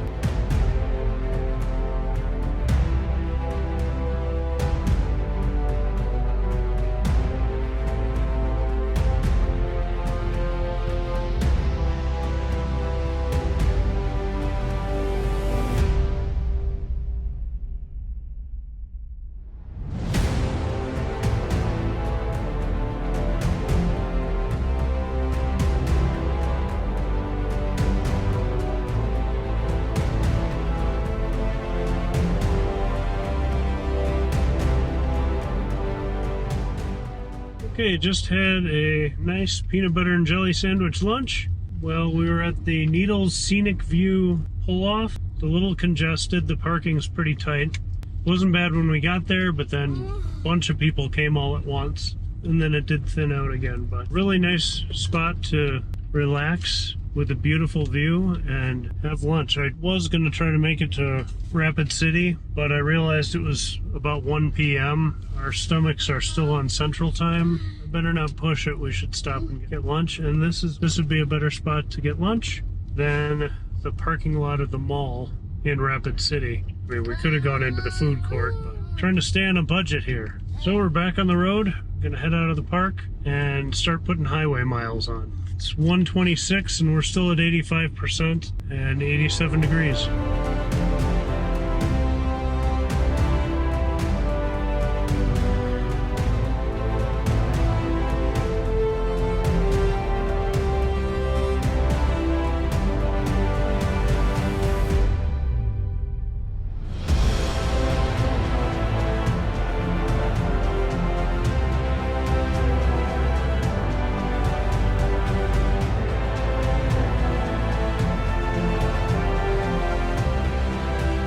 We are in Rapid City. Well, we're really southeast of Rapid City on that kind of ring road that goes around on the way to the Black Hills. And we are at 79%. It's 2:16. We've been traveling for quite some time. We left Sylvan Lake, I think, with 87%. That was way up in the hills, but I would have sworn we would have burned more than 8% to get all the way down here. The weather is good. It says it's 100 degrees here, but the car seems to be happy, and the navigation, whenever I typed in Wall, South Dakota Supercharger, it decided to take us on the most fun roads. I couldn't tell you what roads we went on because we kept kind of switching, but up and down mountain curves, and we'd come to 180 turns that were like 10 miles an hour all of a sudden. So Regen loved that, and just a lot of fun driving through there. But now we're on to straight stock interstate here in a few miles,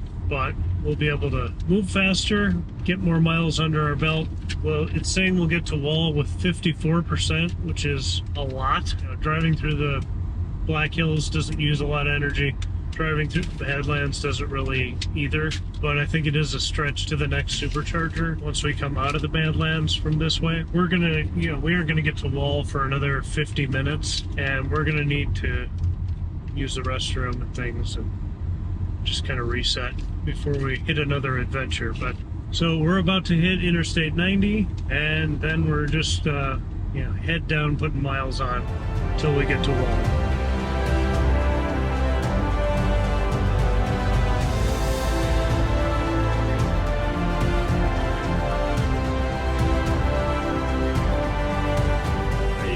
Wall, South Dakota with 49%, 103 degrees out, 3:04 p.m., and those miles go by fast when you are driving 85. So far we've gone 1,300 on the trip at 324 watt hours per mile, and that last trip since our last charge was 99 miles, balanced out pretty well by all that slow driving, with an average energy use of 279. So we're gonna charge up a little bit, but more. This is a restroom stop, and it's to the Badlands. I thought this was a V3 station, so I'm surprised it's a V2. Probably could do the wet rag trip, but don't really need that much power here. I like this supercharger, but I really wish there were public restrooms closer to it. I'd been drinking a lot of water and pop, and Joan had a very full diaper that needed attention, and we had to walk all the way into the middle of Wall Drug to take care of it. Hey Joan, it's really hot out here. But we survived. Alright, we're somewhere up over 90% now. We just did a restroom at Wall Drug because there's nothing closer, and a diaper change, and we're on our way. It's 3:30 and we're off to the Badlands.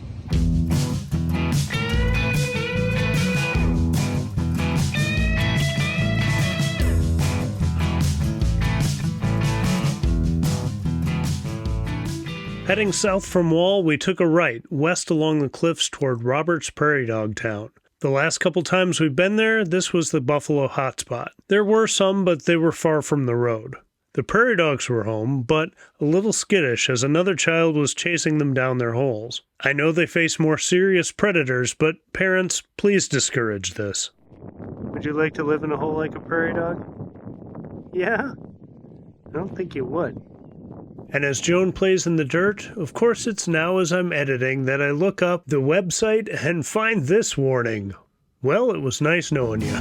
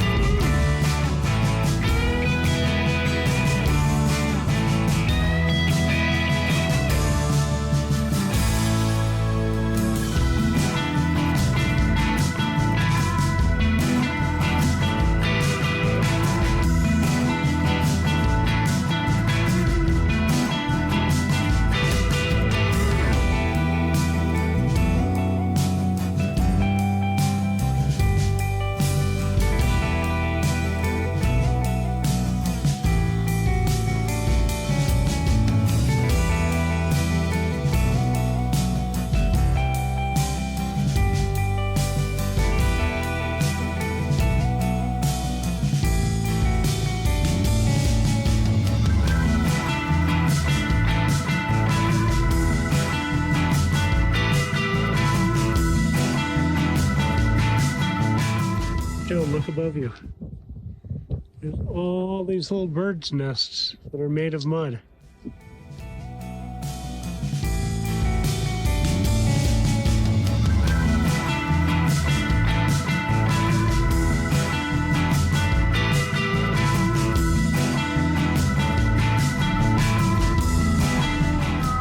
Look out your window! Holy cow!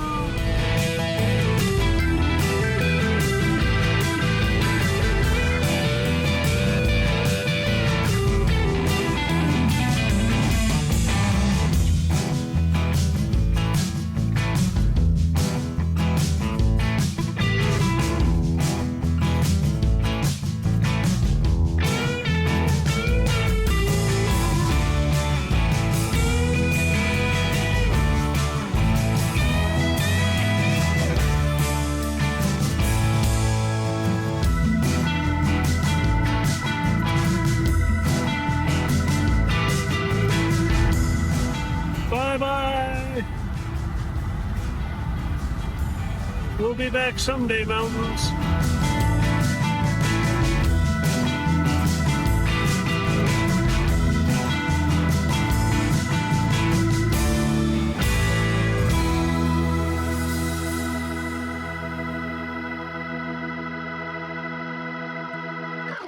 Just back onto Interstate 90 after going through Badlands. It's 5:53 p.m., 102 degrees.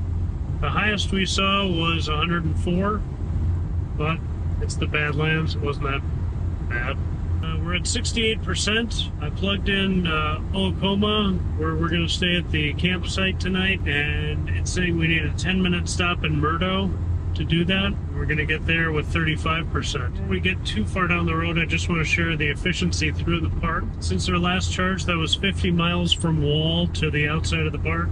We used 16 kilowatt hours, and it was 315 watt hours per mile. May have been a little less than that, because already it's climbing now that we're doing 85 again on the interstate. Beautiful day in the park. We saw some bighorn sheep. The buffalo were pretty far away, but we got our fill of buffalo this morning, so that was okay. Plenty of prairie dogs. We didn't do any major hikes or anything because of time, and Joan wants a piggyback everywhere. But we did a couple little things, did a few lookouts, and that was pretty fun. Unfortunately, we're just leaving as the light is starting to get really good and dramatic on all the stone, and so it would be nice to stay there till sunset or through sunset.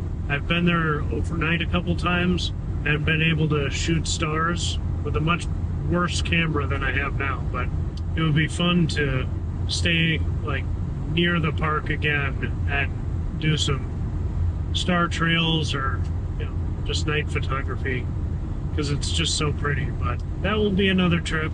Looks like we're going to Murdo for that 10-minute stop, and then the campground, we'll get there with 20%. Depending on what's going on, we might hit the supercharger tonight. I'm debating about whether we want to charge up tonight at the supercharger or get a campsite with a plug. That probably makes sense, because then it's just built, the cost is built into the cost of our site. We could also plug in the morning and go in and eat breakfast at Al's Oasis, but we've still got some Cheerios. I think the milk is still good. We've been keeping it iced. We had it in the cooler, in the fridge in the hotel last night. If the milk is bad, then we'll go to Al's Oasis regardless. It's now 6 o'clock here, which in Central Time is 7 o'clock. And although we've been snacking a lot, we really haven't had dinner yet, and that needs to take place at some point, if there is anywhere. I know there's a pizza place next to the Murdo supercharger, but I don't know that we can eat a whole pizza, so we'll see. I want to make sure we get something that Joan enjoys, because she's been such a trooper, and she's done such a great job, especially today when the buffalo were right by the car, and swimming, and all of that. She was just so good, so I want to make sure it's not just road food for Dad. But we're gonna keep trucking. Hopefully we can get our campsite set up before sundown, and hopefully they'll let us put the tent up.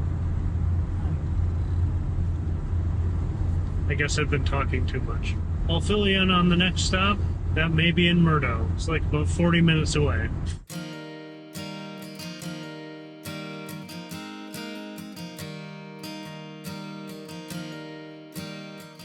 We are at range country here in Murdo, South Dakota. 36%. It's now 7:39 because we crossed the date line. 96 degrees Fahrenheit, so that's coming down nicely. Estimating 10-minute stop since our last charge, 109 miles, 324 watt hours per mile. And so far on the trip, we've gone 1,409 miles. So all good. Now this is one of Joan's favorite stops. Thinking with a V2. Oh, the handle's not that hot. It's been in the shade. 36%. Yeah, we're at 113 kilowatts already. Good deal.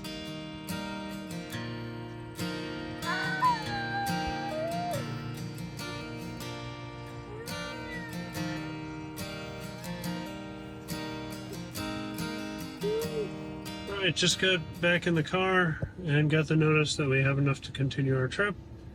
Got up to 63, it's 7:51. We're gonna get to the campground with 28%. That's even with the high speeds, that should be plenty. Quick top up.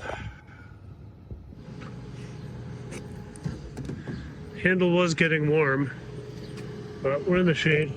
So 7:52. We need to find some. Alright, it is 8:19 and we are just leaving Murdo. I stopped at the, I don't know, Conoco or whatever gas station there was. Use the restroom, try to find some things she would eat for dinner.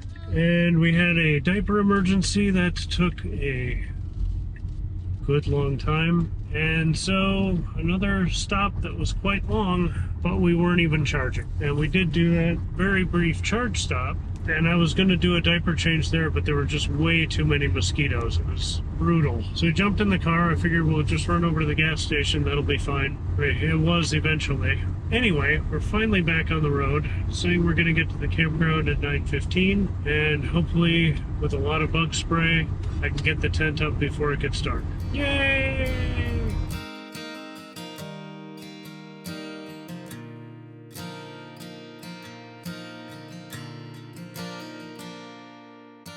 I also want to point out that none of my frustration is EV frustration. It's parenting frustration, and not even that so much as that's just life. But, you know, this whole stretch of South Dakota, I get you don't want a big chain everywhere, but man, like nights like this, I just want to get her a Happy Meal, something I know she'll eat. It's got some nutritional value, and she'll be happy. I don't have time to, and I don't want to bring her into a JJ's Bar and Grill family restaurant that's going to take an hour, you know, and then maybe she'll eat it.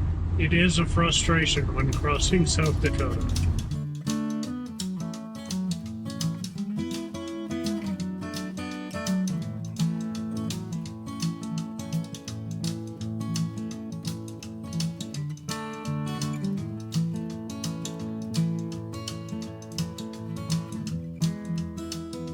We got to the campground, Oasis Campground here, at 9:11 p.m., 26%, still 88 degrees outside. Charge in Murdo was 70 miles ago, 356 watt-hours per mile.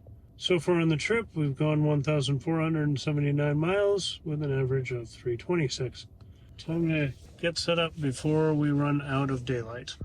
And that's how much daylight we have left. The bugs weren't too bad with some spray, and I got the tent up in record time. Tried to get a time-lapse of the moonrise, but there was too much light pollution. I got Joan into the tent, but it was still 88 degrees, and she wanted all of her blankets. I could have kept the rain fly off for better airflow, since there was no wind, but it felt a little too exposed for where we were. I know people all over the world sleep in this kind of heat, but I'm definitely not used to it, and after scrambling to get things set up, by the time I lay down, I was drenched. I finally got to sleep after midnight, but was up and down all night. Good morning. It is just after 7. We're at 22%, 25-24 range last night when we parked. And I turned off Sentry mode, but then at 1 in the morning, another car appeared nearby, and I couldn't quite tell what was going on. So turned it back on. Beautiful night, so we didn't lose much energy. I was a little concerned. I'm parked under a tree. I thought it might pick that up and be freaking out all night, but did fine. No events to report. I really like having the Sentry view on the phone, so I could just kind of check things out from the tent. So that was cool. We're going to get some breakfast, get packed up here. The pool opens at 8, so we're going to go do a little swimming, get Joan, let her have some vacation too, and then head home. Mosquitoes aren't too bad this morning, and it's 73 degrees, which feels just pleasantly cool after last night. Well, we've had a casualty on the trip. The milk did not survive. So it's dry cereal for this morning with some water. Bye-bye, friend.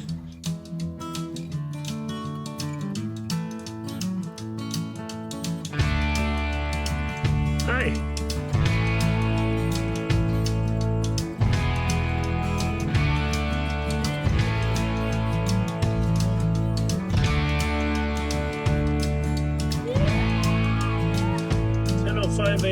Just got to Al's Oasis, the Oakoma supercharger. It is 10:05, only 82 degrees, 21%, so we hardly lost any overnight.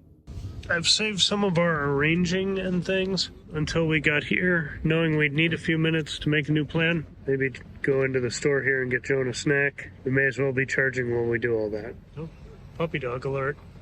I did navigate here, but it didn't really precondition because it was a block of driving. But we're at 145 kilowatts right away, so that's about what this station can do. I know it can do 150, but still fine for what we're doing. We're going to get reset, then I'll navigate, and we'll find out what our plan is. I'm going to try to go fast today since we're just going home. Boy, look at the front of that car. We might have to wash it when we get home.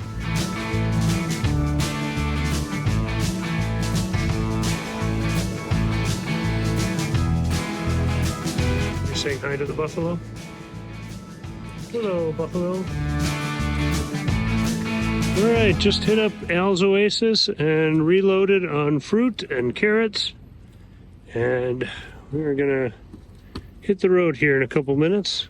We got up to 89%, got the car reorganized, charging here for a while, but we didn't really care. Looks like we're gonna get home at about 5 p.m. if all our charging stops are normal and we don't take too long.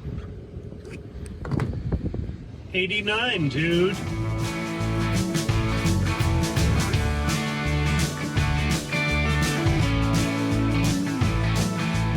Alright, on the move from Oklahoma. I apologize, the windshield is so dirty. Even with that long charge and all our farting around this morning, I still forgot to do the windshield. So we'll do that at the next stop, which I think is Mitchell. Right now, we are crossing the Great Missouri River. Joan, look at that big river!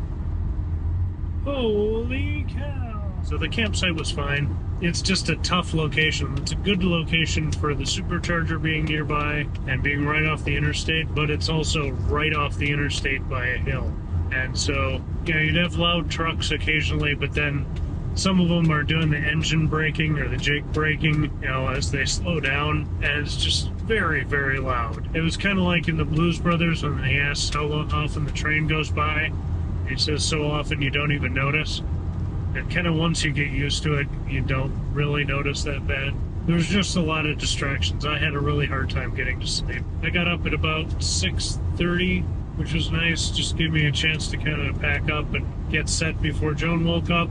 We were all packed up from the campsite, and I was transferring some of the GoPro cards onto the hard drive. By the time we got all that situated, it was about, I think it was 9 by the time we actually got in the pool. You know, just enjoyed that. The navigation says we're going to get home before 5, so no rush to get out of there early this morning. We'll still have time to get home and clean up the car a little bit. Nice to be back on the highway, but I am a little tired because of the lack of sleep. I was thinking about the rules of EV driving this morning, and you know, don't charge to 100% or don't overcharge at stops, or on a night like last night, we got to town, we should have charged last night. Well, you know, the battery was worn instead of waiting till this morning. In reality, you know, when the car next to us at the charger this morning had 3 dogs with them and 3 people who are, you know, probably all going to have different needs and things. With us traveling, like, by the time we got to the campsite, it was late. I needed to get that tent up, get her set up, and try to get her to go to sleep. Going to the charger would have been a hassle. EV driving shouldn't be a hassle. So we took our time this morning when I knew we needed it, and I didn't even care what we got this morning. I knew we'd get enough to get to the next charger down the road, even if we were there for, you know, 10 or 15 minutes. So I wasn't really concerned about that. It was just like, let's go, let's, you know, plug in, get a couple groceries and get on our way. So many videos and so many channels are really hyper focused on getting every last minute, every last mile out of each charge stop, and I get that, and that's great, and it's a good ideal to strive for, but also you have to do what's right for your passengers and your mental health as you go in reality. And so a lot of our overcharges, I was like, I wish it would charge for like 5 more minutes because we're not quite ready, but we're at 100 and I need to get off the charger because it's going to give us idle fees. So the real world is very different, and I'm sure these numbers are going to greatly skew my averages because, you know, we were doing long stops and, you know, it was expensive and, you know, all that, but we've been happy and enjoying ourselves, and that's far more important. Now it's time to share a banana and continue down the road. We'll see you in Mitchell.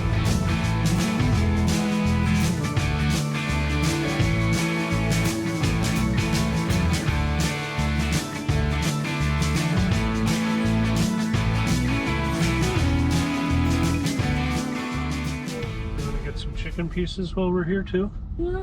Yeah. Okay. Quick stop here in Mitchell. It's saying 15 minutes. We'll see if we can do it that fast. That was a short run, just 72 miles, 377 watt hours per mile, as we are going 85 with FSD autopilot. So far, 1,551 miles, 328 watt hours per mile. And with a big battery like this, it seems weird to charge just after 72 miles, but what this is allowing us to do is go straight to Worthington and skip the Sioux Falls supercharger, and that place is the bane of my existence. So if I can skip that, I don't mind an earlier stop and making it all the way to Worthington. Worthington's a slow charger, but if we overcharge here a few minutes, we can make that a small charge and then go right to St. Peter, which is a quick one. I gotta remember to shut up and plug in right away. I think it's about 88 degrees. The handle's warm, but not piping hot. All right, we got a friendly Bolt here at the Dairy Queen. Just got some chicken strips. And we're gonna hit the road. We're the only ones charging up here in Mitchell. All right, as usual, I have no idea what we charged to, but we overcharged. Handle stayed relatively cool. I did clean the windshield a bit though, so hopefully your view is better. Got up to 88%. It's 12:01, 87 degrees. Let's hit the road.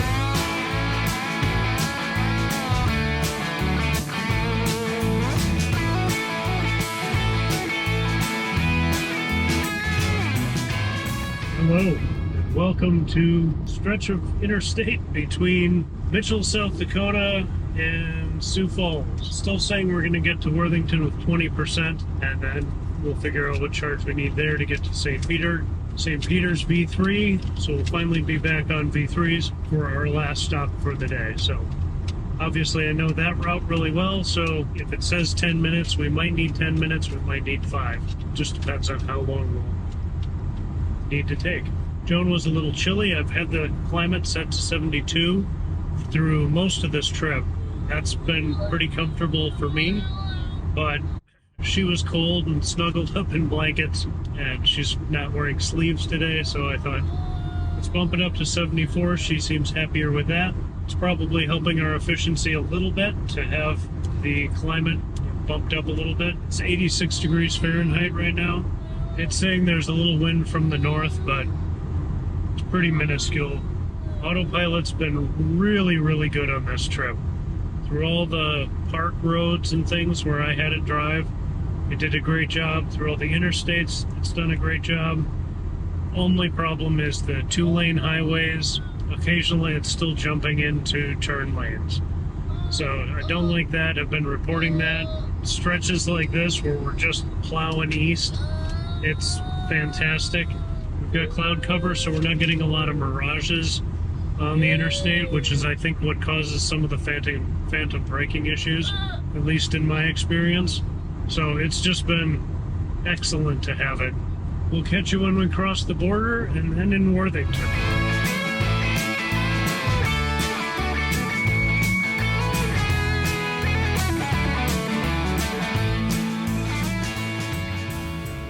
Just crossing over to Minnesota at about 1:05.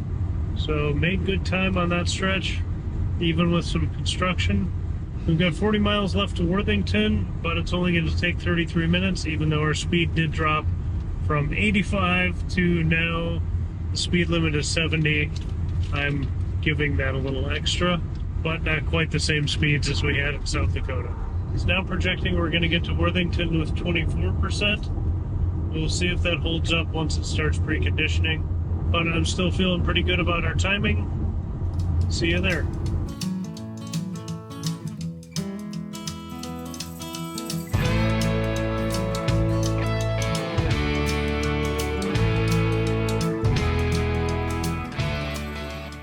Okay, just arrived in Worthington.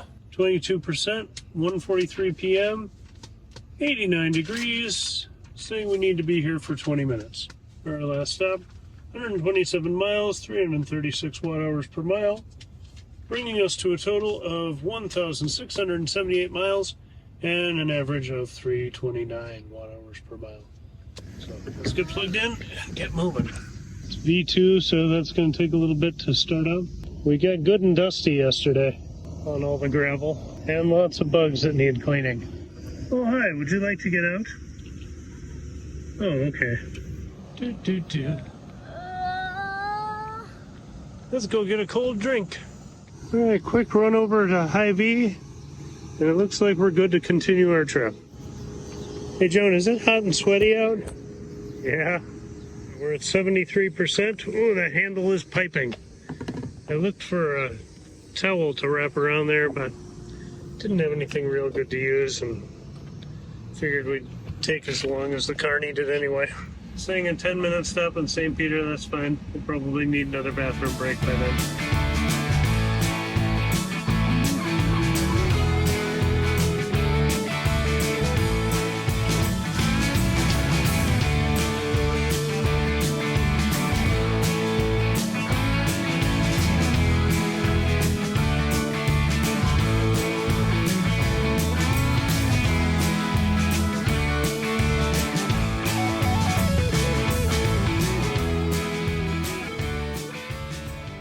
We are just entering St. Peter, and we've got, it says we're going to get to the charger with 26%. So we could skip this charge and just plow all the way home, but I think somebody needs some diaper attention, and we need to get bread before we get home. So rather than stopping at another grocery store in town, we may as well charge for a couple minutes. I might just charge during the diaper part and save some money, because otherwise we're going to way overcharge again. There's no reason for that. So we're going to make a pit stop here in St. Peter. Hopefully it's quick. Still would love to get home by 5 o'clock, and right now it's 3:45, so we'll be as expedient as we can. We've just been singing songs and eating carrots and having a good old time, but it's starting to get a little dull without the adventure stops. It'll be nice to get home.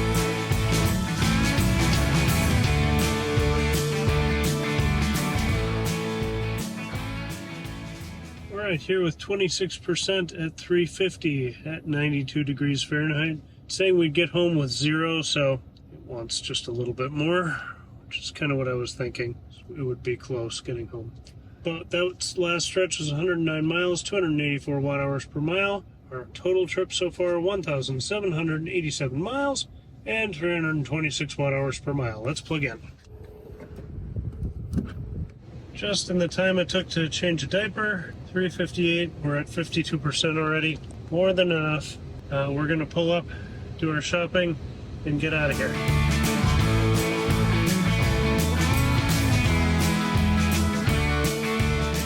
Just leaving the Hy-Vee parking lot at 4:10, so that's a good example of how fast the car can charge, and even a little extra, and how long it takes us. And that was a pretty quick stop. I used the restroom, just grabbed some bread, checked out, got back out to the car, and 15 minutes had passed. So depending on speed and flow of traffic, right now it's saying we'll get home at 5:06. Still close to my target and better than I expected.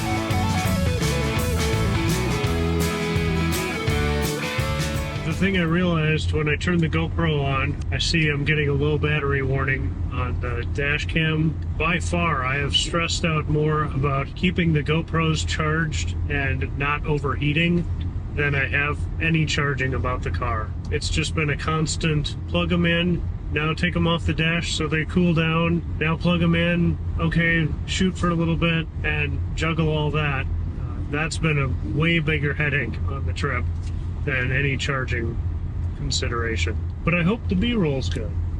One of the great things about a road trip is coming home and seeing the area you live with fresh eyes after being in different environments.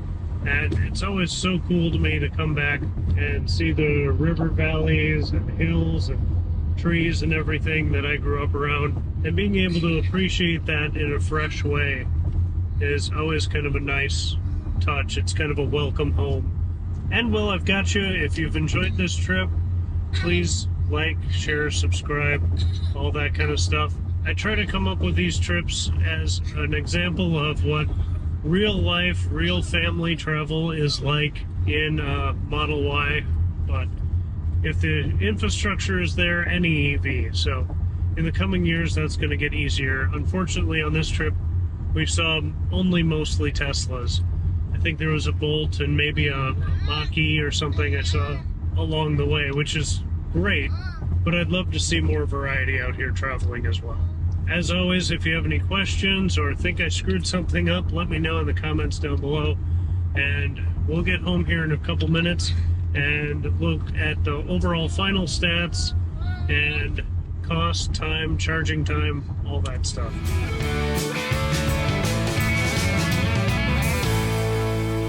Home at 5:01, and it's 27%. Again, that stop in St. Peter could have been much shorter. Still 91 degrees Fahrenheit. That last bit was 56 miles, 287 watt-hours per mile. The whole trip is 1,843 miles with an average energy of 325 watt-hours per mile.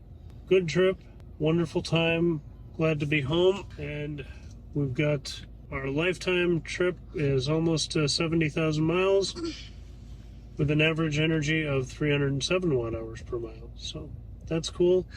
We'll wrap up in the studio. Joan, are you happy to be home? Did you have a fun time on the trip? Did you see lots of buffalo? All right, should we go in and see Mom? All right, let's do it. Let's wrap up quickly with our costs, charging, and budget. 1,843 miles with an average of 325 watt-hours per mile. Our average charge time was 30 minutes, higher than usual because we were eating lunch during some of those charge sessions. And if you add in our extra time that we were hanging out not charging, that time goes up to 35 minutes. So definitely charging was not the thing that was holding us up on this trip. We did 15 total supercharging stops, and our average charge cost was $12.40, and the total for all that charging was $185.98. Now that probably could have been cut down a little bit if I had been traveling alone and doing more off-peak charging. But that brings us down to budget, and I wanted to save money on this trip compared to a conventional road trip. Over the course of these 5 days, we spent roughly $800, and that averages out to about $160 per day. That includes campsites, charging, our hotel stop, park fees, and food. Also a chipped windshield repair. $160 a day is more than I had hoped for, but if you already have a National Parks Pass, if you can camp the night we chose to use a hotel, and if you don't need your windshield repaired, the total cost could have been $489.48, or just under $100 today, which is much more reasonable. But it is good to set aside a little extra for the unforeseen circumstances. You never know what's going to happen on the road. I also had the added expense of replacing Donovan's hubcaps, but that's pretty specific to this trip, so I didn't include it here. One disappointment in an otherwise excellent trip was the lack of other EVs, and Tesla's built out a great supercharger network and really is the only feasible way for EVs to get across the Dakotas. So excited for next year when adapters start becoming available for other EV brands and other brands start installing the NACS connector so that they can use these superchargers as well and get to these fantastic places. Thanks so much for sticking around through this long video. I know it was a lot of animals and a lot of scenery, but that was intentional because that's what these trips should really be about. Enjoying quality outdoor time with family and seeing these cool moments in nature. The stats and charging are incidental to getting out and seeing the world, and I wish you great adventures on your next road trip. I'll be planning my next big trip soon, but through September I'm going to be taking a little break from YouTube, and hopefully this video was long enough to tide you over. There may be the occasional short video put out, but I have another project I need to focus on, and I'll be back in October. Thanks again, have a great day, and happy electric road tripping.